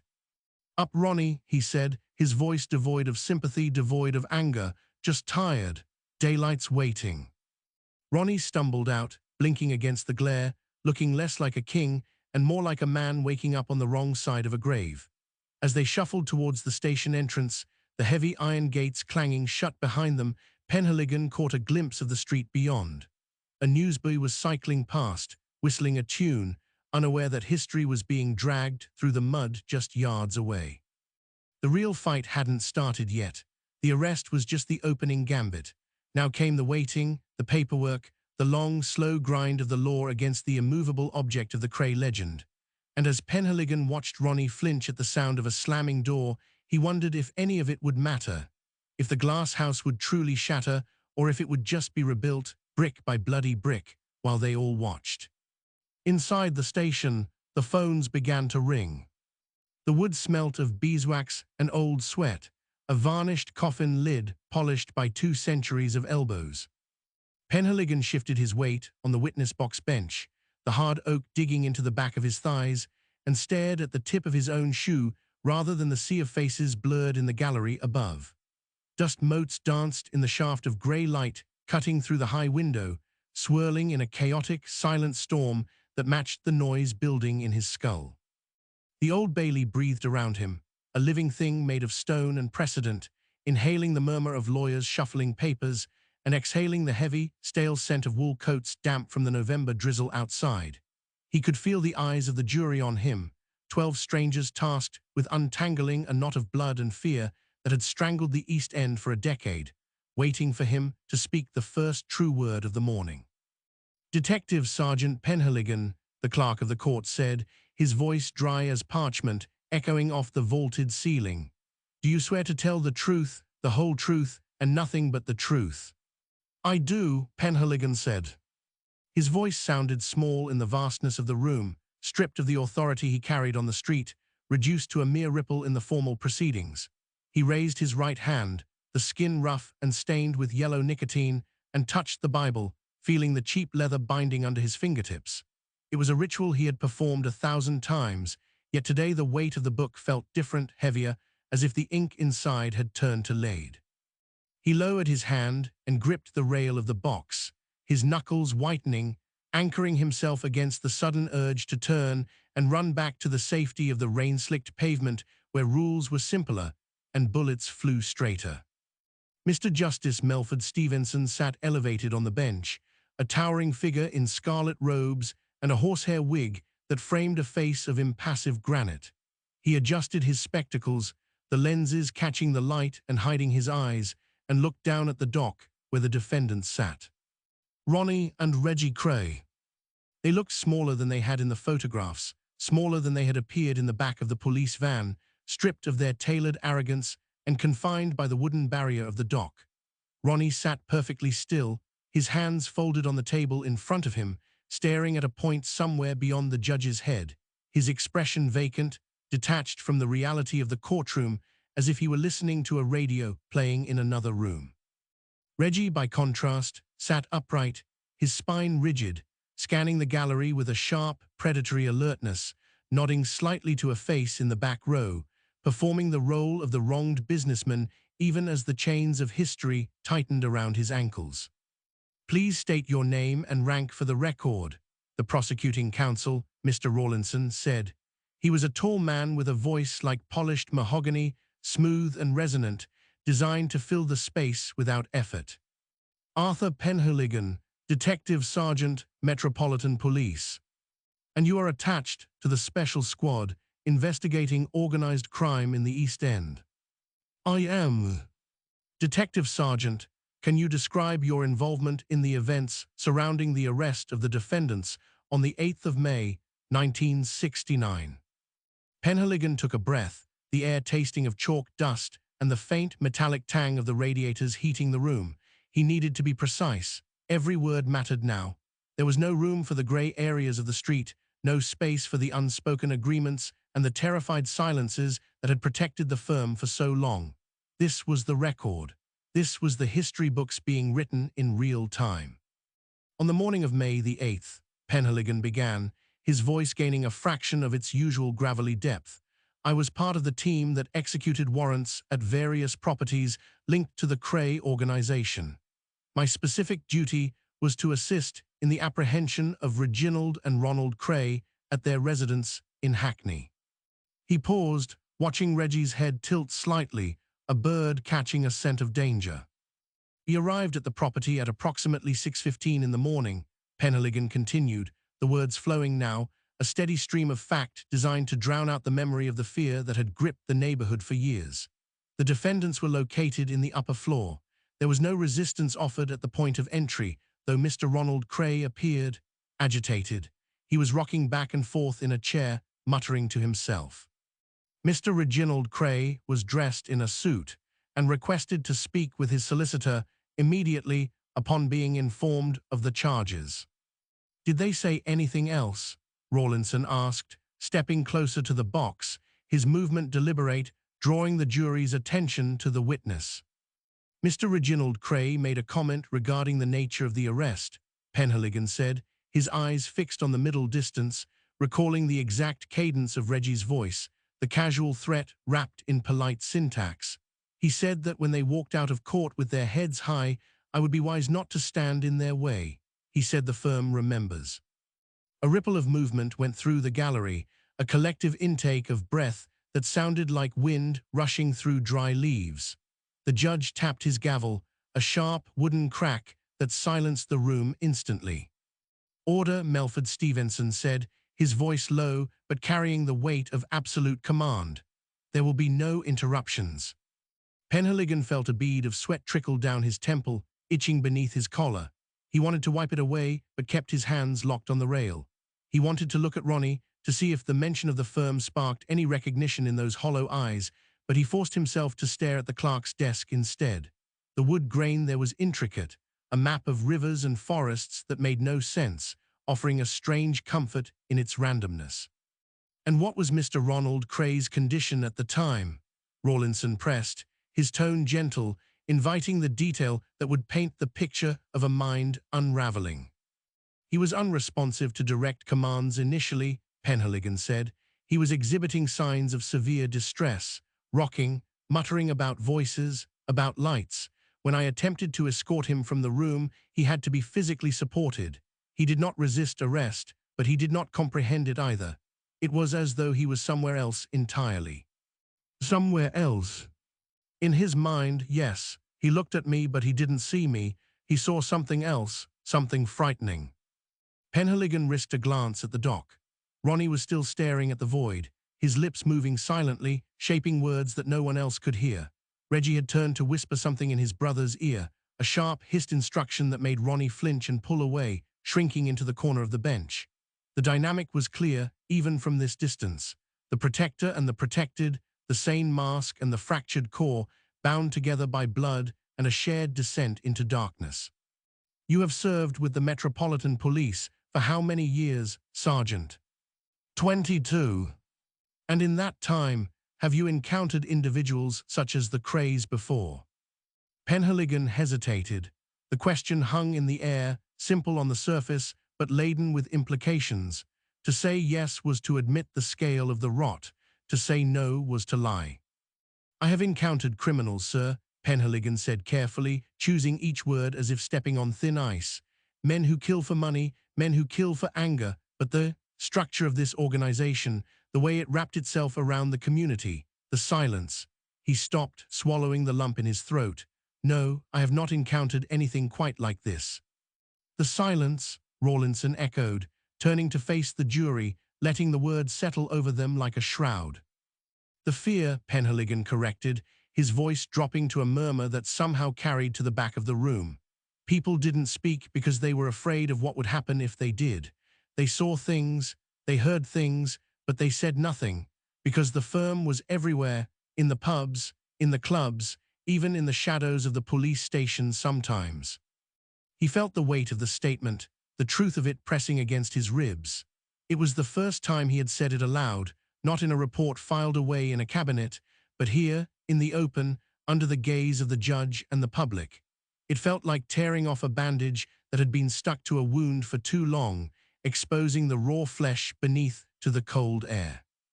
Reggie shifted in the dock, his chair scraping loudly against the floorboards. He turned his head slowly, fixing Penhaligon with a stare that was pure ice, devoid of the charm he showed the cameras, devoid of the bravado he showed the press. It was a look of pure, undiluted hatred, a promise of violence that transcended the bars of the dock and the walls of the courtroom. Penhaligon held the gaze. He didn't blink. He didn't look away. For 22 years he had looked away or looked down or looked at the pavement to avoid seeing the truth. Not today. Today he would look until the end. "You may step down, Sergeant," the judge said, breaking the tension with the finality of a gavel strike. Penhaligon uncurled his fingers from the rail, the wood groaning softly as he released his grip. His legs felt stiff, cramped from the stillness, and he had to concentrate on placing one foot in front of the other as he climbed down from the box. The walk back to the witness bench felt endless, the floorboards creaking under his weight, every step echoing in the sudden, suffocating quiet of the court. As he passed the dock, close enough to smell the cheap soap Reggie used to mask the scent of the cells, he heard a whisper, so faint it might have been imagined. 22 years, Reggie murmured, his voice a snake sliding through grass, and you still don't know anything. Penhaligon didn't stop. He didn't turn. He kept walking, his eyes fixed on the empty bench where he would sit and wait for the next witness, the next piece of the puzzle, the next nail in the coffin. But the words followed him, clinging to his coat like burrs, a reminder that the trial was just the beginning and that the silence of the East End was far from broken. Outside, the rain began to fall again, tapping against the high windows like fingers demanding to be let in. The air in the courtroom grew heavy, a physical weight pressing against the eardrums as Mr. Griffith Jones rose to cross-examine, his silhouette sharp against the pale light filtering through the high windows. He did not shout. He did not need to. The defense counsel moved with the languid grace of a man who knew the law was a game of chess, and the witnesses merely pawns to be sacrificed for position. "You speak of fear, Sergeant," Griffith Jones said, his voice smooth as polished mahogany drifting over the silent jury box. "You speak of an organization that wrapped itself around the community like ivy, yet here we stand, in the highest court in the land, and you offer us no body, no corpse of George Cornell, no remains of Jack McVitie." Penhaligon sat on the hard wooden bench, his hands clasped tight in his lap to hide the tremor that had started in his thumbs. He wanted a cigarette. He wanted the burn of cheap tobacco to clear the taste of dust from his mouth. Instead, he swallowed dryly and fixed his eyes on the pattern of the carpet, a swirling red and gold design that seemed to shift under the gaze of 100 spectators. "We have witnesses," the prosecution countered, but Griffith Jones waved a hand, dismissing the interruption before it could take root. "Witnesses," the defense counsel turned, his gaze sweeping the gallery, lingering on the faces of men who looked at their shoes, men who wore caps pulled low, men who knew better than to meet the eyes of the dock, men who suddenly remember details years after the fact, men whose memories are conveniently refreshed by the promise of leniency or the protection of the state. He turned back to Penhaligon. The movement was fluid, predatory. "Tell me, Sergeant, when you arrested Mr. Ronald Cray for the shooting of Mr. Cornell, did you find the gun?" "No." "Did you find the bullet?" "No." "Did you find any shell casings at the scene, in the Blind Beggar pub?" "There were none recovered at the time," Penhaligon said. His voice sounded flat, stripped of emotion. He hated this, the reduction of blood and bone to a series of negative answers. The scene was compromised. By the time we secured it, the public had entered. The staff had cleaned. "Cleaned," Griffith Jones repeated, letting the word hang in the air, sour and accusing. "So the crime scene was washed away, mopped up by barmaids before the police could arrive. And yet you accuse these men of murder based on, what, whispers, hearsay, the terrified ramblings of criminals looking to save their own skins." Penhaligon lifted his head. He looked at the jury. 12 ordinary people, smelling of wool and damp coats, their faces unreadable masks of concentration. They wanted certainty. They wanted a body. They wanted the clean, simple geometry of evidence that fit together without gaps. But the East End did not work in geometry. It worked in shadows. "I accuse them based on the admissions made to associates," Penhaligon said, forcing the words out, one by one, like stones dragged from mud. "Admissions that were recorded. Admissions that were corroborated by the movements of the defendants on the nights in question." "Movements," Griffith Jones scoffed, a sharp, dismissive sound. "You mean the fact that they were seen in a pub, that they were seen leaving a club? In London, Sergeant, thousands of people are seen in pubs every night. Does presence equal guilt? Is it now a crime to drink a pint of bitter in Bethnal Green?" "It is when the man next to you is shot through the head," Penhaligon said. The words came out harder than he intended, a sudden spike of anger breaking through his caution. He saw the judge shift in his high chair, a warning in the tilt of the head, but he pressed on. "It is when the man you argue with vanishes into the earth and never comes home. It is when the entire street goes blind and deaf because they know what happens to those who speak." A murmur rippled through the gallery, not loud, just a friction of fabric, a shifting of weight. Griffith Jones smiled. It was a thin, humorless expression that did not reach his eyes. "Dramatic, Sergeant, very dramatic, but drama is not evidence. You speak of a wall of silence. Perhaps the silence exists because there is nothing to say. Perhaps your firm is a phantom, a bogeyman invented by the police to justify their own failures to solve crimes that may well have been committed by others. Rivals, disgruntled employees, strangers in the fog. He paused, letting the alternative settle over the room like a thick fog of its own. The idea that the Krays were innocent, that the terror was a fabrication. "Let us discuss Mr. McVitie," Griffith Jones continued, pacing slowly across the floorboards, the leather soles of his shoes making a soft, rhythmic tapping sound. "Jack the Hat McVitie, a man of questionable character, a drug user, a man who owed money. You claim he was killed at a house in Stoke Newington. Yet no body has ever been found, not a bone, not a tooth, not a scrap of clothing." He stopped directly in front of the witness box, looking up at Penhaligon with an expression of mock pity. "How can you ask this jury to convict two men of murder when the victim himself is missing? When the very existence of the crime relies entirely on the word of men who are themselves facing life sentences? Men like Frankie Fraser, men like Tony Lambrianou. Is this justice, Sergeant? Or is it a convenient narrative constructed to bring down men who have simply become too successful for the comfort of the establishment?" Penhaligon felt the heat rise in his neck, a prickling sensation that crawled up to his hairline. He wanted to scream. He wanted to describe the smell of the earth in the garden where they dug. He wanted to tell them about the specific, documented fear in the eyes of the neighbors who watched the vans come and go. But he could not. The rules of the court bound him tighter than any handcuff. "The evidence is circumstantial," Penhaligon admitted, the words tasting like ash. "But it is consistent. Every piece fits. The meetings, the threats, the disposal of the vehicle, the confessions." "Consistent," Griffith Jones echoed, turning away, walking back towards his desk with a dismissive wave of his hand. "Consistency is not proof. A lie told often enough becomes consistent, Sergeant. That is the nature of a conspiracy. And you, sir, seem to have been conspired to believe the worst of these men because of who they are, not because of what they have done." He reached his desk and picked up a sheaf of papers, shuffling them with a loud, crisp snap that echoed in the sudden stillness. "I put it to you," Griffith Jones said, his voice dropping to a conversational tone that forced the jury to lean in, "that there is no case to answer, that the prosecution has failed to produce the most basic element of a murder trial, a dead body, and without that, all you have is smoke, mirrors, and the desperate fantasies of a police force eager for a scalp." Penhaligon gripped the edge of the bench. His knuckles turned white, the skin stretching tight over the bone. He thought of Cornell, slumped in the corner of the blind beggar, the blood pooling on the sawdust. He thought of McVitie, dragged into the darkness, screaming until the knife found its mark. They were real. They were gone. And this man in the silk robe was trying to wish them out of existence with rhetoric. "The bodies are not required for a conviction," Penhaligon said quietly. "The law allows for inference."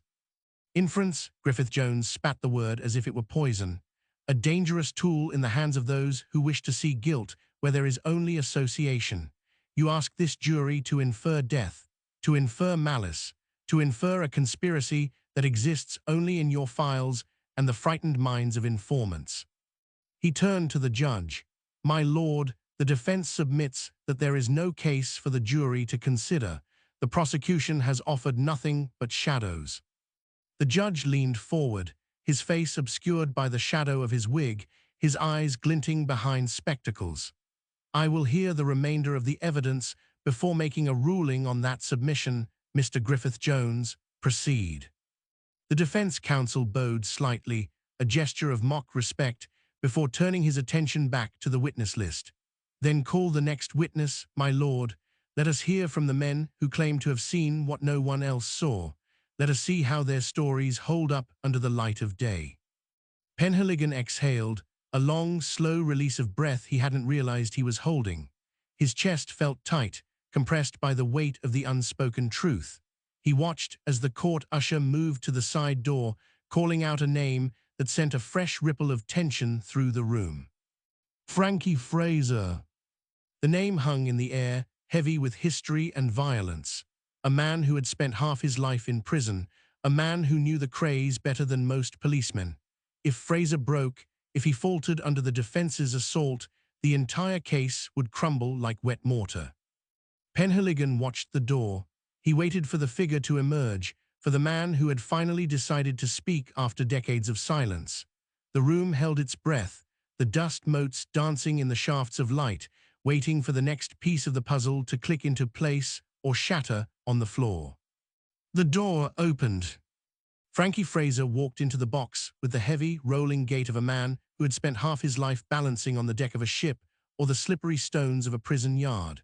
He wore a dark suit that hung loosely on his frame, the lapels wide and fashionable in a way that suggested money had changed hands recently, though the collar of his shirt frayed where it met the neck.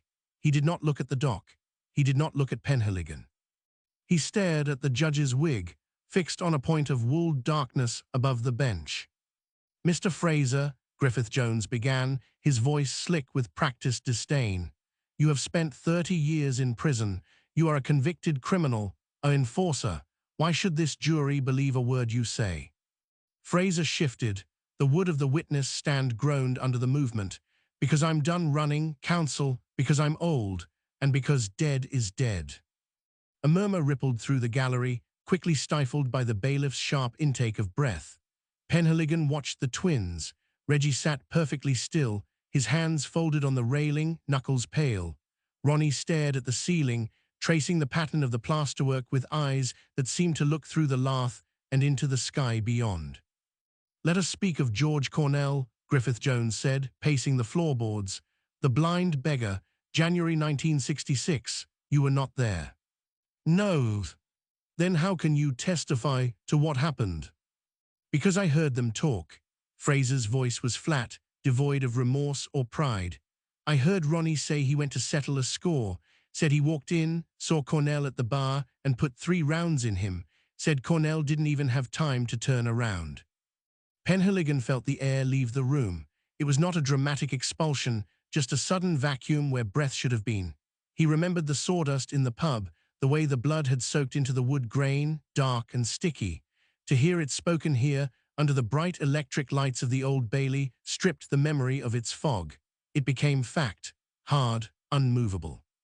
"And McVitie," Griffith Jones pressed, stopping inches from the stand. "Jack the Hat. You claim he was killed at a party, a celebration. Is that not convenient? A gathering of friends turned into a slaughterhouse." "It wasn't a party," Fraser said. "It was an execution. Tony Lambrianou was there. Ask him." The usher called the next name. Lambrianou looked younger than his file suggested, his face smooth but his eyes ancient, darting around the room like a trapped bird. He took the oath with a trembling hand, the paper shaking so violently the words blurred. When he spoke, his voice cracked on the first syllable. "Reggie handed me the knife," Lambrianou whispered. The microphone on the stand caught the wet click of his throat. "He said Jack had to go, said he was a liability." "Describe it," the prosecution counsel demanded, stepping forward. "Tell the court what happened in the house at Stoke Newington." Lambrianou closed his eyes, his shoulders hunched as if expecting a blow. "We were in the back room, Jack was drunk, laughing, then Reggie nodded. Ronnie held him, I stabbed him in the stomach, then Reggie took the knife. He stabbed him again, in the throat." Penhaligon gripped the bench beneath him. The wood felt rough, splintered. He could smell the phantom scent of that night of the warm gin, the copper tang of blood, the earthy damp of the garden where they buried the body. It rose up from the floorboards of the courtroom, choking him. Around the room, jurors shifted in their seats. One woman pressed a handkerchief to her mouth. "Did he scream?" Griffith Jones asked, his voice softer now, probing for the weakness. "Yes," Lambrianou said. He opened his eyes and looked directly at the dock. He screamed until he couldn't breathe.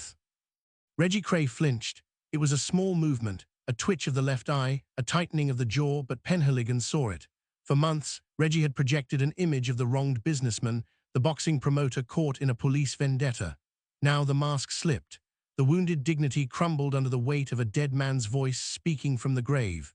Ronnie remained still, detached, perhaps lost in the static of his own mind, but Reggie looked down at his hands. He turned them over, palms up, as if checking for stains that no soap could remove. The courtroom did not erupt. There was no gasp, no outcry. The horror was too large for noise. It settled over the gallery like a heavy wool blanket, suffocating the oxygen, pressing down on the lungs of everyone present. This was the silence Penhaligon knew, the same quiet that had fallen over the blind beggar when the regulars realized Cornell wasn't getting up, the same hush that had descended on the streets of Bethnal Green when McVitie vanished. It was the sound of people holding their breath, waiting to see who would be next. Lambrianou stepped down, his legs buckled slightly as he left the box, and the usher had to catch his elbow to steady him. Griffith Jones returned to his desk, shuffling his papers with less conviction than before. The rhythm of his attack had broken. You could cross-examine a liar, but it was harder to cross-examine a ghost. Penhaligon leaned back, the stiffness in his spine asserting itself. He watched the twins. They were no longer the celebrities who danced with stars at the Esmeralda's barn. They were two men in a box, surrounded by the evidence of their own making. The flashbulbs of David Bailey could not freeze this moment. There was no glamour in the description of a knife sliding between ribs. There was no style in a body wrapped in carpet and buried under a patio. "My lord," the prosecution counsel said, his voice resonating in the quiet, "the Crown rests its case on these testimonies. The facts are established. The bodies may be missing, but the truth is present." Griffith Jones stood up slowly. He adjusted his robes, pulling the silk tight across his shoulders. He looked at the jury, then at the judge, and finally at the twins. He had no more witnesses to call who could undo what had just been said. He could only argue the law, and the law was built on facts. "We shall hear closing arguments tomorrow," the judge announced, his gavel tapping once against the wood. The sound was sharp, final. "Court is adjourned." The gallery began to stir, chairs scraping against the floor, coats rustling as people stood. But Penhaligon remained seated. He watched the guards move towards the dock to escort the defendants away. Ronnie stood up immediately, looking relieved to be moving, while Reggie lingered for a second, staring at the empty witness box where Lambrianou had sat. Penhaligon touched the pocket of his jacket, feeling the shape of his notebook through the fabric. He had written down every word, every tremor, every admission. For years, the East End had been a glass house where everyone could see the crimes, but no one dared throw a stone. Now the glass was shattered. The shards lay on the floor, glittering and sharp. He stood up, his joints clicking in the quieting room. The real work was not over. The jury still had to decide. But as he watched the twins led towards the side door, he saw the way Ronnie's head tilted, listening to a voice no one else could hear, and the way Reggie's shoulders slumped, carrying a weight that no lawyer could argue away. The trial was ending. The reckoning was just beginning. Penhaligon turned towards the exit, the heavy doors waiting to swing open into the London afternoon. He needed air. He needed to walk until the smell of the courtroom dust washed off his skin. Behind him, the dock stood empty, a wooden cage waiting for the verdict that would lock it shut forever. White fire burst. Magnesium flared in the gallery, choking the air with acrid smoke that smelled of burnt earring plus an old excitement, a chemical sting that coated the back of the throat and lingered long after the light died. Guards moved in, heavy boots scuffing the stone floor, hands reaching for the elbows off men who no longer owned their own balance. Ronnie Cray stood first, jerking upward as if pulled by invisible wires, his eyes fixed on a point somewhere above the judge's wig where the plaster ceiling cracked like a dry riverbed. Reggie followed slower, shoulders collapsing inward under the weight of the grey wool uniform that swallowed his tailor-made silhouette, the fabric rough and shapeless against the memory of silk lapels and pocket squares pressed sharp enough to cut. Penhaligon stood in the shadow of the rear pillar, fingers worrying the yellowed edge of his notebook where the leather binding had split weeks ago. He did not move when the press surged forward, straining against the wooden barriers, cameras lifting like black birds ready to dive. This was the final photograph, the one that would sit beside the pictures of them dancing with Barbara Windsor or laughing at the Esmeralda's barn. But there was no glamour in the way the warder tightened his grip on Ronnie's arm, no style in the shuffle of shackled feet dragging across the scuffed oak. "Keep moving," the chief warder barked, his voice flat, devoid of the deference shown to men who once bought rounds for the entire house. "Down the hall, don't stop for the lenses." Reggie glanced sideways. a flicker of the old arrogance trying to spark in his eyes before dying out, extinguished by the reality of the steel cuffs biting into his wrists. He looked at Ronnie, expecting perhaps a signal, a nod, some fragment of the twin telepathy that had guided them through decades of violence and impunity, but Ronnie was gone, lost in the static of a mind that had finally fractured under the pressure of the cage. "Right you are," Reggie muttered, more to himself than the guard, his voice lacking its usual polished resonance, roughened by smoke and sleepless nights. Penhaligon watched them pass, close enough to smell the stale sweat soaking through the prison-issue shirts, a sour tang that masked the expensive French cologne Ronnie used to wear to cover the scent of gunpowder. It was a mundane smell, human and ugly, stripping away the myth of the firm until only two aging men remained, trapped in grey wool while the flashbulbs popped again, blinding white bursts that documented the fall without understanding the cost. Cornell's blood had dried on the floor of the blind beggar 3 years prior, still visible as a dark stain in the wood grain despite the scrubbing, and McVitie's body lay under a patch of earth in Essex, waiting for a boy to kick a football over the grave without knowing what rested beneath the turf. Reed appeared at Penhaligon's shoulder, lighting a cigarette with hands that shook slightly, the flame of the match trembling before he cupped it against the draft. "Done then," Reed said, exhaling a plume of blue smoke that curled up towards the high, grimy windows. 30 years recommended. They'll rot in there." "Rotting takes time," Penhaligon replied, his voice low, gravelly, matching the scrape of boots fading down the corridor. "Cornell didn't have 30 years, neither did McVitie." Reed didn't answer. He just watched the smoke rise, his eyes tired, the skin around them creased from squinting into the dark corners of London for too long. The victory felt hollow, a Pyrrhic thing that tasted of ash and delayed justice, the kind of win that leaves you checking the lock on your door anyway because the city doesn't change just because two men are locked away. The gallery was emptying now, the press rushing out to file their stories, chasing the headline that would sell papers tomorrow, while the widows of the victims went home to quiet houses where the ghosts sat at the dinner table. Penhaligon turned away from the empty dock, the wood still warm from the bodies that had occupied it for months. He adjusted his coat, the elbows shiny from wear, the fabric damp from the humidity of the room, and began the walk towards the exit. His knees stiffened with every step, a reminder of the years spent standing on cold pavements, waiting for informants who never showed, watching doors that never opened. The corridor stretched out, lined with green paint that peeled in strips like dead skin, echoing with the distant clang of iron gates closing somewhere deep in the bowels of the building. "Arthur," Reed called out, stopping him before he reached the heavy doors. Penhaligon paused, hand on the brass handle, cold even through his glove. He didn't turn around immediately, letting the question hang in the dusty air. "Going back to the green?" Reed asked. "Need a drink," Penhaligon said, "somewhere quiet." "There's no quiet left in Bethnal Green, not ever." "Maybe not." Penhaligon pushed the door open, the hinge groaning in protest, "but the beggar is open." He stepped out into the afternoon, the grey sky of London pressing down on the rooftops, the air thick with exhaust fumes and the damp chill of autumn that seeped through wool and settled in the bone. The street was crowded with reporters shouting questions at the prison van as it reversed towards the gate, tires crushing wet cigarette butts into the pavement. Penhaligon ignored them, pulling his collar up against the wind, walking away from the spectacle towards the tube station where the train would take him back to the East End. The rhythm of the city resumed, buses rumbling past, pedestrians hurrying home with bags of groceries clutched tight against their sides, life continuing indifferent to the gavel's fall.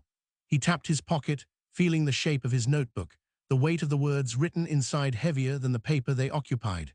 The twins were gone, caged away from the streets they claimed to own, but the shadows they cast remained, stretching long across the brickwork of Bethnal Green. Penhaligon descended the stairs into the underground, the smell of ozone and old urine replacing the court's dust. He needed to see the place where Cornell died. He needed to know if the fear had lifted with the verdict or if it had simply settled into the woodwork, waiting for new men to take the place of the old. The train arrived with a screech of metal on metal, wind blowing his hair across his forehead, and he stepped into the carriage, finding a seat by the window where he could watch the tunnel walls rush by in a blur of darkness. Justice was served, the books would say so, but as the lights flickered overhead, casting jagged shadows across his face, Penhaligon knew the ledger wasn't balanced. Blood demanded blood, and no sentence could return what was taken. The train slowed for Mile End, the brakes singing a high, thin note, and he stood up, ready to walk the rest of the way to the pub where the ghosts waited. The platform was empty when he stepped off, the tiles wet with condensation. He walked towards the exit, the turnstile clicking under his hand, counting the steps until he reached the street where the blind beggar waited, its windows dark, its door unlocked, its floorboards holding secrets that no court could ever unearth. The door latch clicked, a small final sound against the roar of traffic on Bethnal Green Road. Penhaligon pushed inside, expecting the usual wall of noise, the clatter of glasses, and the roar of arguments that usually greeted the opening of the pub at this hour. Instead, the air hung still, heavy. It smelled of lemon oil and wet sawdust, the sharp, chemical tang of a recent scrubbing that had failed to reach the deep grain of the floorboards. The familiar fug of stale tobacco and warm gin was gone, replaced by something sterile, almost clinical, as if the room had been held in breathless suspension for 3 years and only now remembered how to exhale. He walked to the bar. His boots left damp prints on the polished wood, dark spots that faded slowly as the heat from his soles met the varnish. "Pint," he said, "best bitto." The landlord, a man with a face like a crumpled map of the district, nodded once. No smile, no nod of recognition that suggested he knew who stood before him, or what this man had spent half a decade trying to achieve within these walls. The landlord pulled the handle, the beer foaming up in a creamy head, the sound of the pour loud in the quiet room. He set the glass down on a coaster, the condensation already beading on the side, and stepped back, wiping his hands on a cloth that looked too clean. "Quiet today," Penhaligon said, wrapping both hands around the cold glass. The chill bit into his palms, a sharp contrast to the damp warmth of his coat. "Always quiet at this time," the landlord replied, his eyes fixed on a point somewhere over Penhaligon's left shoulder. "Before the rush." "It's 4 o'clock." "Is it?" The landlord shrugged, a small, jerky movement of the shoulders. "Time plays tricks when the rain holds off." Penhaligon lifted the glass. The beer tasted of metal and hops, bitter and flat, lacking the usual kick that smoothed the edges of a long day. He swallowed, the liquid cold in his throat, and turned to face the room. The tables were empty, the chairs tucked in with military precision, none of the usual disorder of ashtrays overflowing or napkins crumpled beside half-eaten ploughmen's lunches. It looked like a stage set after the actors had left, the props arranged for a performance that had been cancelled indefinitely. His gaze drifted to the floor. Near the entrance, where the light from the street lamps would hit at dusk, the wood was lighter than the rest. A patch of pale, raw timber surrounded by the dark, stained varnish of the surrounding boards. It was a rectangle, roughly the size of a man's footprint, scrubbed until the grain had lifted and the surface felt rough to the touch. He knew what had been there. Everyone knew. The dark stain of George Cornell's blood had soaked into the wood on that afternoon in March, a visceral marker of the firm's reach that no amount of soap or elbow grease could truly erase. Now it was just a ghost of a stain, a pale scar on the floor that spoke louder than the blood ever had. He took another sip, the beer warming slightly in the glass, and walked towards the spot. His footsteps echoed, solitary and hollow, each step a reminder of the silence that had descended upon the East End since the verdict. The fear was gone, or so it seemed. The heavy, suffocating pressure that had kept heads down and mouths shut had lifted with the closing of the prison van doors at the Old Bailey. Yet, as he stood over the pale patch of wood, he felt nothing but a hollow ache in his chest, a void where triumph should have been. A woman entered from the back room, carrying a tray of empty glasses. She stopped when she saw him, her knuckles whitening as she gripped the tray tighter. She didn't speak, just waited, her eyes darting towards the door as if calculating the distance to safety. Rough day, Penhaligon asked, keeping his voice low, neutral. She flinched, just a fraction, a tiny wrinkle of the shoulders that spoke volumes about the years spent looking over one's shoulder. Just clearing up, officer, before the evening crowd. Crowd coming then? Suppose so. She shifted her weight, the tray rattling slightly. People need somewhere to go, always do. Even after everything. She looked at him then, really looked at him, her eyes dark and weary, holding a knowledge that no court transcript could ever capture. Everything changes, doesn't it? And nothing changes. The names on the bottles might be different, but the thirst stays the same. She moved past him, brushing against his coat with a scent of lavender soap and sweat, and began stacking the glasses behind the bar. The clink of glass on glass was sharp, intrusive in the quiet. Penhaligon turned back to his pint, watching the foam settle, the bubbles rising and bursting in a slow, rhythmic cycle. The pale patch on the floor seemed to glow in the dim light, a beacon of all the things that couldn't be washed away. Cornell was dead. McVitie was buried under a field in Essex, his bones picked clean by the earth. The twins were locked away, their empire dismantled brick by brick, their names stripped of the glamour the photographers had bestowed upon them. Justice, in the legal sense, had been served. The ledger was balanced, the accounts settled. But the room felt wrong, too clean, too quiet. It lacked the vibrant, dangerous energy that had defined this place for so long, the electric hum of a community living on the edge of a knife. Now it was just a pub, a building of brick and mortar where men came to drink away the memory of a shift in the docks or a row with the wife. The myth had died, taking with it the terrible magnetic pull that had drawn the eye of the city to this corner of Bethnal Green. He finished the beer, the last dregs bitter on his tongue, and set the glass down on the bar. The landlord watched him, waiting for him to leave, to vacate the space so that life could resume its normal, indifferent course. Another, the landlord asked, though his hand didn't move towards the pump. No, Penhaligon shook his head, pulling his gloves from his pocket. Just the one. He turned towards the door, the handle cold under his palm again. Outside, the sky had darkened to a bruised purple, the street lamps flickering on one by one, casting long, distorted shadows across the wet pavement. The rain had started again, a fine mist that coated the windows in a greasy film, blurring the world beyond into a watercolor of grey and black. He pushed the door open, the bell above it chiming a cheerful note that clashed with the heaviness in his gut. The air outside was colder now, the damp chill seeping through his coat, settling deep in his bones. He walked to the corner, stopping under the glow of a street lamp where the light pooled on the wet asphalt. A boy stood on the opposite side of the road, no older than 10, wearing a flat cap pulled low over his eyes and a jacket that was too big for his narrow shoulders. The boy was leaning against a brick wall, one leg crossed over the other, a cigarette dangling from his lips unlit. He watched Penhaligon with a bold, unblinking stare, mimicking the swagger of a man twice his age, the tilt of his head a perfect imitation of the gangsters who had once ruled these streets. Penhaligon froze, his hand tightening on the strap of his satchel. The boy spat the unlit cigarette onto the wet pavement, crushed it under his shoe with a deliberate, grinding motion, and then pushed off the wall, walking away into the shadows with a rolling gait that belonged to a different generation entirely. The cycle continued. The players changed, the costumes updated, but the script remained the same, written in the damp brickwork and the silent eyes of the locals who knew better than to speak. The detective stood alone under the lamp, the rain misting his face, watching the boy disappear into the gloom.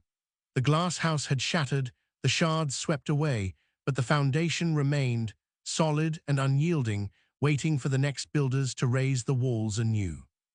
The glass house of Bethnal Green is a work of fiction. Its characters and scenes are invented, but the story is grounded in real events, places, and the social conditions of its period, dramatized, not documented. The history behind it draws on these real sources. Getting Away with Murder, Internet Archive.